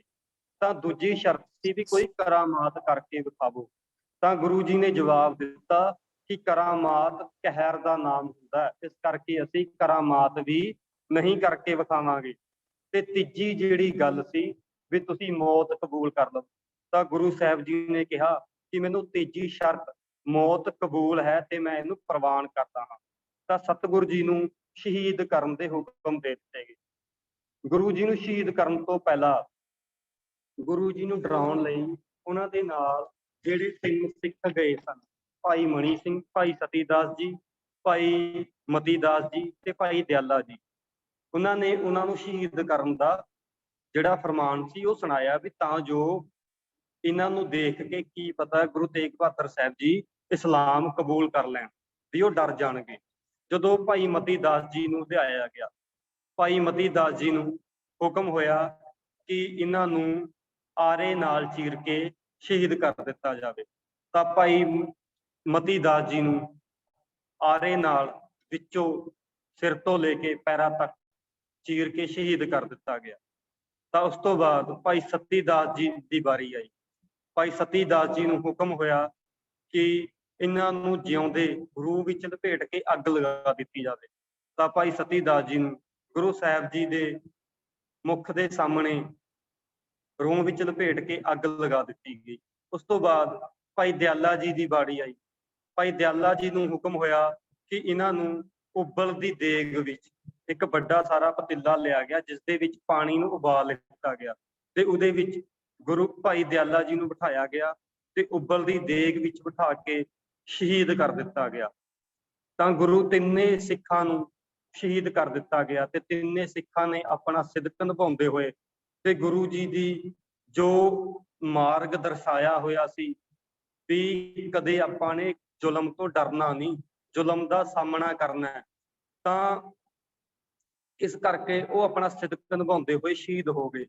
ਤਾਂ ਗੁਰੂ ਤੇਗ ਬਹਾਦਰ ਸਾਹਿਬ ਜੀ ਨੂੰ ਜਿਹੜਾ ਜਲਾਦ ਸੀ ਜਲਾਲੂਦੀਨ, ਉਸਨੇ ਕਿਹਾ ਕਿ ਹੁਣ ਤੁਸੀਂ ਵੀ ਤੁਹਾਡੇ ਜਿਹੜੇ ਸਿੱਖ ਸੀ ਉਹਨਾਂ ਨੂੰ ਸ਼ਹੀਦ ਕਰ ਦਿੱਤਾ ਗਿਆ, ਵੀ ਇਸੇ ਤਰ੍ਹਾਂ ਹੁਣ ਤੁਹਾਨੂੰ ਵੀ ਸ਼ਹੀਦ ਕਰ ਦਿੱਤਾ ਜਾਊਗਾ, ਵੀ ਜੇ ਤੁਸੀਂ ਆਪਣਾ ਵਿਚਾਰ ਬਦਲਦੇ ਹੋ, ਜੇ ਇਸਲਾਮ ਕਬੂਲ ਕਰਦੇ ਹੋ ਤਾਂ ਤੁਹਾਨੂੰ ਮਾਫ ਕਰ ਦਿੱਤਾ ਜਾਵੇਗਾ, ਤੁਹਾਡੀ ਜਾਨ ਹੈ ਜਿਹੜੀ ਉਹ ਬਖਸ਼ ਦਿੱਤੀ ਜਾਵੇਗੀ। ਪਰ ਗੁਰੂ ਤੇਗ ਬਹਾਦਰ ਸਾਹਿਬ ਜੀ ਇੱਕ ਜਵਾਨ ਕਰਕੇ ਆਏ ਸੀ। ਆਪਾਂ ਨੂੰ ਸਿੱਖਣ ਨੂੰ ਮਿਲਦਾ ਹੈ ਕਿ ਜਦੋਂ ਆਪਾਂ ਕਿਸੇ ਨਾਲ ਜਵਾਨ ਕਰ ਦਿੱਤੀ ਹੈਗੀ ਹੈ ਤਾਂ ਉਸ ਤੋਂ ਸਾਨੂੰ ਮੁਕਰਨਾ ਨਹੀਂ ਚਾਹੀਦਾ, ਵੀ ਜੋ ਜਵਾਨ ਕਰ ਦਿੱਤੀ ਉਸ ਤੇ ਸਾਨੂੰ ਆਪਣਾ ਜਿਹੜਾ ਪੈਰਾ ਜਿਹੜਾ ਖੜੇ ਹੋ ਕੇ ਦੇਣਾ ਚਾਹੀਦਾ। ਤਾਂ ਗੁਰੂ ਤੇਗ ਬਹਾਦਰ ਸਾਹਿਬ ਜੀ ਨੂੰ ਜਲਾਲੂਦੀਨ ਨੇ ਕਿਹਾ ਕਿ ਇਹ ਮੇਰੀ ਕਿਰਪਾਨ ਹੈ ਤੇ ਤੇਗ ਹੈ ਜਿਹੜੀ ਮੇਰੀ, ਇਹਨੇ ਤੇਰਾ ਸੀਸ ਹੈ ਇਹ ਕਲਮ ਕਰ ਦੇਣਾ ਹੈ, ਕਿਉਂਕਿ ਮੈਨੂੰ ਹੁਕਮ ਹੋਇਆ ਕਿ ਤੁਹਾਡਾ ਜਿਹੜਾ ਸੀਸ ਹੈ ਉਹ ਧੜ ਤੋਂ ਵੱਖ ਕਰਕੇ ਸ਼ਹੀਦ ਕਰ ਦਿੱਤਾ ਜਾਵੇ। ਤਾਂ ਗੁਰੂ ਤੇਗ ਬਹਾਦਰ ਸਾਹਿਬ ਜੀ ਨੇ ਜਲਾਲੂਦੀਨ ਨੂੰ ਜਵਾਬ ਦਿੱਤਾ ਕਿ ਜਲਾਲੂਦੀਨ, ਤੈਨੂੰ ਇਹ ਨਹੀਂ ਪਤਾ ਕਿ ਮੇਰਾ ਨਾਮ ਤੇਗ ਬਹਾਦਰ ਹੈ। ਤੇਗ ਦਾ ਮਤਲਬ ਹੈ ਤੇਗ। ਕਹਿ ਰਿਹਾ ਜਦੋਂ ਕਰਤਾਰਪੁਰ ਸਾਹਿਬ ਦੀ ਜੰਗ ਹੋਈ ਸੀ ਤਾਂ ਮੈਨੇ ਆਪਣੀ ਤੇਗ ਤੇ ਜੋਹਰ ਵਿਖਾ ਕੇ ਤੁਹਾਡੇ ਮੁਗਲਾਂ ਦੀਆਂ ਜਿਹੜੇ ਧੜ ਸੀ ਉਹ ਸੀਸ ਸੀ ਉਹ ਧੜ ਤੋਂ ਵੱਖ ਕਰ ਦਿੱਤੇ ਸੀ ਤੇ ਤੂੰ ਮੈਨੂੰ ਡਰਾਉਣਾ। ਤਾਂ ਉਹਨੇ ਕਿਹਾ ਵੀ ਕੋਈ ਚੱਕਰ ਨਹੀਂ। ਤਾਂ ਗੁਰੂ ਤੇਗ ਬਹਾਦਰ ਸਾਹਿਬ ਜੀ ਨੇ ਕਿਹਾ ਵੀ ਮੈਂ ਜੋ ਇਸਲਾਮ ਧਰਮ ਹੈ ਉਹ ਕਦੇ ਵੀ ਕਬੂਲ ਨਹੀਂ ਕਰਾਂਗਾ। ਤਾਂ ਗੁਰੂ ਤੇਗ ਬਹਾਦਰ ਸਾਹਿਬ ਜੀ ਨੂੰ ਜਲਾਲੂਦੀਨ ਨੇ ਆਪਣੀ ਤੇਗ ਦੇ ਨਾਲ ਉਹਨਾਂ ਦਾ ਜਿਹੜਾ ਧੜ ਸੀ ਉਹ ਸੀਸ ਤੋਂ ਵੱਖ ਕਰ ਦਿੱਤਾ ਗਿਆ ਤੇ ਗੁਰੂ ਤੇਗ ਬਹਾਦਰ ਸਾਹਿਬ ਜੀ ਨੂੰ ਚਾਂਦਨੀ ਚੌਂਕ ਦਿੱਲੀ ਦੇ ਵਿੱਚ ਤਸੀਹੇ ਦੇ ਕੇ ਸ਼ਹੀਦ ਕਰ ਦਿੱਤਾ ਗਿਆ। ਤੇ ਮੁਗਲਾਂ ਨੇ, ਔਰੰਗਜ਼ੇਬ ਨੇ ਐਲਾਨ ਕਰ ਦਿੱਤਾ ਗਿਆ ਕਿ ਜੋ ਗੁਰੂ ਤੇਗ ਬਹਾਦਰ ਸਾਹਿਬ ਜੀ ਦਾ ਧੜ ਤੇ ਸੀਸ ਹੈ ਉਹਨੂੰ ਇੱਥੇ ਹੀ ਪਿਆ ਰਹਿਣ ਦੇ, ਵੀ ਤਾਂ ਜੋ ਇਹਨਾਂ ਨੂੰ ਜੋ ਪੰਛੀ ਨੇ, ਇੱਲਾਂ ਨੇ, ਜਾਨਵਰ ਨੇ ਉਹ ਖਾ ਜਾਣਗੇ। ਪਰ ਭਾਈ ਜੈਤਾ ਜੀ, ਜਿਨ੍ਹਾਂ ਦਾ ਇਤਿਹਾਸ ਦੇ ਵਿੱਚ ਨਾਮ ਭਾਈ ਜੀਵਨ ਸਿੰਘ ਵੀ ਲਿਖਿਆ ਹੋਇਆ ਹੈ, ਭਾਈ ਜੈਤਾ ਜੀ ਨੇ ਬੜੀ ਹਿੰਮਤ ਕਰਕੇ ਜਿਹੜਾ ਸੀਸ ਸੀ ਉਹ ਮੁਗਲਾਂ ਤੋਂ ਬਚਾਉਂਦੇ ਹੋਏ ਆਨੰਦਪੁਰ ਸਾਹਿਬ ਲੈ ਕੇ ਆਏ ਤੇ ਉੱਥੇ ਉਹਨਾਂ ਨੇ ਜੋ ਸੀਸ ਸੀ ਉਹ ਗੁਰੂ ਗੋਬਿੰਦ ਸਿੰਘ ਸਾਹਿਬ ਜੀ ਨੂੰ ਆ ਕੇ ਭੇਟਾ ਕੀਤਾ ਤੇ ਗੁਰੂ ਗੋਬਿੰਦ ਸਿੰਘ ਜੀ ਨੇ ਭਾਈ ਜੀਵਨ ਸਿੰਘ ਜੀ ਨੂੰ ਗਲ ਦੇ ਨਾਲ ਲਾ ਕੇ ਕਿਹਾ ਕਿ ਰੰਗ ਰੇਟਾ ਗੁਰੂ ਕਾ ਬੇਟਾ, ਵੀ ਤੂੰ ਇੰਨੀ ਮੁਗਲਾਂ ਦੇ ਵਿੱਚੋਂ ਆਪਣੀ ਜਾਨ ਤਲੀ ਤੇ ਧਰ ਕੇ ਮੇਰੇ ਪਿਤਾ ਜੀ ਦਾ ਜਿਹੜਾ ਸੀਸ ਹੈ ਉਹ ਲੈ ਕੇ ਆਇਆ ਸੰਸਕਾਰ ਕਰਨ ਵਾਸਤੇ, ਇਸ ਕਰਕੇ ਤੂੰ ਮੇਰੇ ਪਿਤਾ ਜੀ ਦੇ ਬੇਟੇ ਸਮਾਨ ਹੈ, ਬੇਟੇ ਤੋਂ ਘੱਟ ਨਹੀਂ ਹੈਗਾ। ਤਾਂ ਗੁਰੂ ਸਾਹਿਬ ਤੇਗ ਬਹਾਦਰ ਸਾਹਿਬ ਜੀ ਦਾ ਧੜ ਸੀ ਜਿਹੜਾ ਉਹ ਲੱਖੀ ਸ਼ਾਹ ਬਣਜਾਰੇ ਨੇ ਆਪਣੇ ਘਰ ਵਿੱਚ ਲਿਆਉਂਦਾ ਗਿਆ ਤੇ ਉਸਨੂੰ ਅੱਗ, ਆਪਣੇ ਘਰ ਨੂੰ ਹੀ ਅੱਗ ਲਗਾ ਕੇ ਗੁਰੂ ਤੇਗ ਬਹਾਦਰ ਸਾਹਿਬ ਜੀ ਦਾ ਜਿਹੜਾ ਸੰਸਕਾਰ ਸੀ ਉਹ ਕਰ ਦਿੱਤਾ ਗਿਆ, ਜਿੱਥੇ ਅੱਜ ਕੱਲ੍ਹ ਗੁਰਦੁਆਰਾ ਸ਼੍ਰੀ ਰਕਾਬਗੰਜ ਬਣਿਆ ਹੋਇਆ ਹੈ। ਤਾਂ ਗੁਰੂ ਤੇਗ ਬਹਾਦਰ ਜੀ ਨੂੰ ਸ਼ਹੀਦੀ ਕਰਕੇ ਹਿੰਦ ਦੀ ਚਾਦਰ ਦੇ ਨਾਂ ਨਾਲ ਜਾਣਿਆ ਜਾਂਦਾ ਹੈ। ਤੇ ਮੈਂ ਇੰਨੀਆਂ ਗੱਲਾਂ ਕਰਦਾ ਹੋਇਆ ਆਪ ਜੀ ਤੋਂ ਜੋ ਇਜਾਜ਼ਤ ਹੈ ਉਹ ਲਵਾਂਗਾ ਤੇ ਮੈਂ ਇੰਨਾ ਦੱਸਣਾ ਚਾਹੂੰਗਾ ਕਿ ਗੁਰੂ ਤੇਗ ਬਹਾਦਰ ਸਾਹਿਬ ਜੀ ਦੇ 400 ਸਾਲਾ ਜੋ ਦਿਵਸ ਮਨਾ ਰਹੇ ਹਾਂ ਉਸ ਤੋਂ ਸਾਨੂੰ ਇੱਕ ਸੇਧ ਲੈਣੀ ਚਾਹੀਦੀ ਹੈ ਕਿ ਗੁਰੂ ਤੇਗ ਬਹਾਦਰ ਸਾਹਿਬ ਜੀ ਨੇ ਕਿਵੇਂ ਇੱਕ ਕਸ਼ਮੀਰੀ ਪੰਡਤਾਂ ਨੂੰ ਜ਼ੁਬਾਨ ਦਿੱਤੀ ਤੇ ਉਹ ਜ਼ੁਬਾਨ ਤੇ ਉਹ ਖਰੇ ਉਤਰੇ, ਵੀ ਕਿਸੇ ਨੂੰ ਜ਼ੁਬਾਨ ਦੇਣਾ ਵੀ ਜਾਓ ਤੁਸੀਂ ਮੁਗਲਾਂ ਨੂੰ ਕਹਿ ਦੇਵੋ ਕਿ ਜੇ ਤੁਸੀਂ ਮੇਰੇ ਗੁਰੂ ਨੂੰ ਇਸਲਾਮ ਧਰਮ ਕਬੂਲ ਕਰਵਾ ਲਵਾਂਗੇ ਤਾਂ ਅਸੀਂ ਵੀ ਇਸਲਾਮ ਧਰਮ ਕਬੂਲ ਕਰ ਲਵਾਂਗੇ। ਪਰ ਅੱਜ ਆਪਾਂ ਜੇ ਕਿਸੇ ਨੂੰ ਜਵਾਨ ਦਿੰਦੇ ਹਾਂ ਉਸ ਤੋਂ ਬਹੁਤ ਜਲਦੀ ਮੁੱਕਰ ਜਾਂਦੇ ਹਾਂ, ਹਨਾ। ਗੁਰੂ ਤੇਗ ਬਹਾਦਰ ਸਾਹਿਬ ਜੀ ਨੇ ਜੋ ਸਾਨੂੰ ਸਿੱਖਿਆ ਉਸ ਤੋਂ ਮਿਲਦੀ ਹੈ, ਉਹਨਾਂ ਦੀ ਗੁਰਬਾਣੀ ਹੈ, ਜੋ ਮੇਰੇ staff member professor Gurinder ma'am ਨੇ ਜੋ ਦੱਸਿਆ ਨਾ, ਗੁਰਬਾਣੀ ਤੋਂ ਸਾਨੂੰ ਕਿੰਨਾ ਕੁਝ ਸਿੱਖਣ ਨੂੰ ਮਿਲਦਾ। ਤਾਂ ਮੈਂ ਚਾਹੂੰਗਾ ਤਾਂ ਕਿ ਗੁਰੂ ਤੇਗ ਬਹਾਦਰ ਸਾਹਿਬ ਜੀ ਦੇ 400 ਸਾਲਾ ਪ੍ਰਕਾਸ਼ ਪੁਰਬ ਤੋਂ ਅਸੀਂ ਕੁਝ ਸਿੱਖੀਏ ਤੇ ਉਹਨਾਂ ਦੇ ਜੋ ਦਰਸਾਏ ਹੋਏ ਮਾਰਗ ਨੇ ਉਹਨਾਂ ਤੇ ਚੱਲਣ ਦਾ ਗੁਰੂ ਸਾਹਿਬ ਸਾਨੂੰ ਬਲ ਬਖਸ਼ਣ। ਇੰਨੀਆਂ ਮੈਂ ਆਪਣੀਆਂ ਗੱਲਾਂ ਕਰਦਾ ਹੋਇਆ ਕਿਮਾਂ ਦਾ ਜਾਚਕਾਂ, ਮੈਨੂੰ ਬੋਲਦੇ ਹੋਏ ਲੱਖਾਂ ਪ੍ਰਕਾਰ ਦੀਆਂ ਗਲਤੀਆਂ ਹੋ ਗਈਆਂ ਹੋਣਗੀਆਂ। ਵਾਹਿਗੁਰੂ ਜੀ ਕਾ ਖਾਲਸਾ, वाहिगुरु जी की फतेह। धन्यवाद सर, आपने बहुत ही सरल शब्दों में हमें गुरु तेग बहादुर जी के विरासत के बारे में बताया। सर आपका बहुत बहुत आभार। अब मैं अनुरोध करती हूँ डॉक्टर जसप्रीत कौर जी से कि वो हमारे आज के वक्ता व सभी श्रोतागणों के लिए धन्यवाद ज्ञापन प्रस्तुत करें। Doctor Jaspreet Kaur.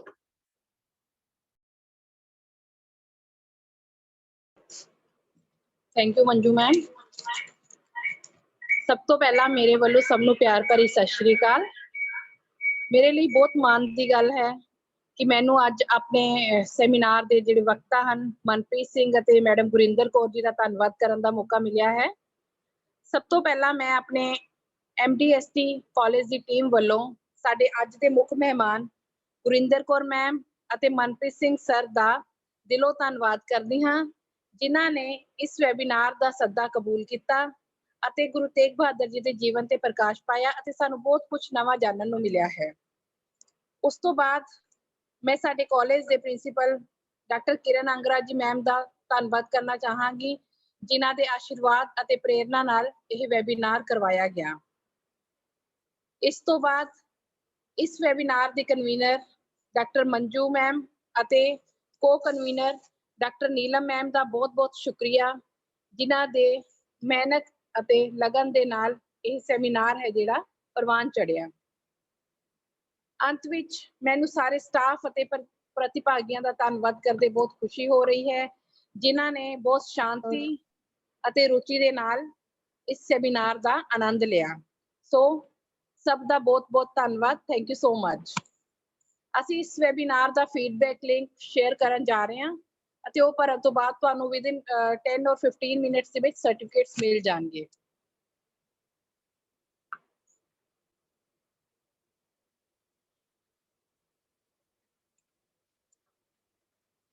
Chat box which feedback link share कर दिता गया है। असी 5-10 मिनट्स लिए यह मीटिंग ओपन ही रखांगे, तुसी फीडबैक लिंक भर लो सारे।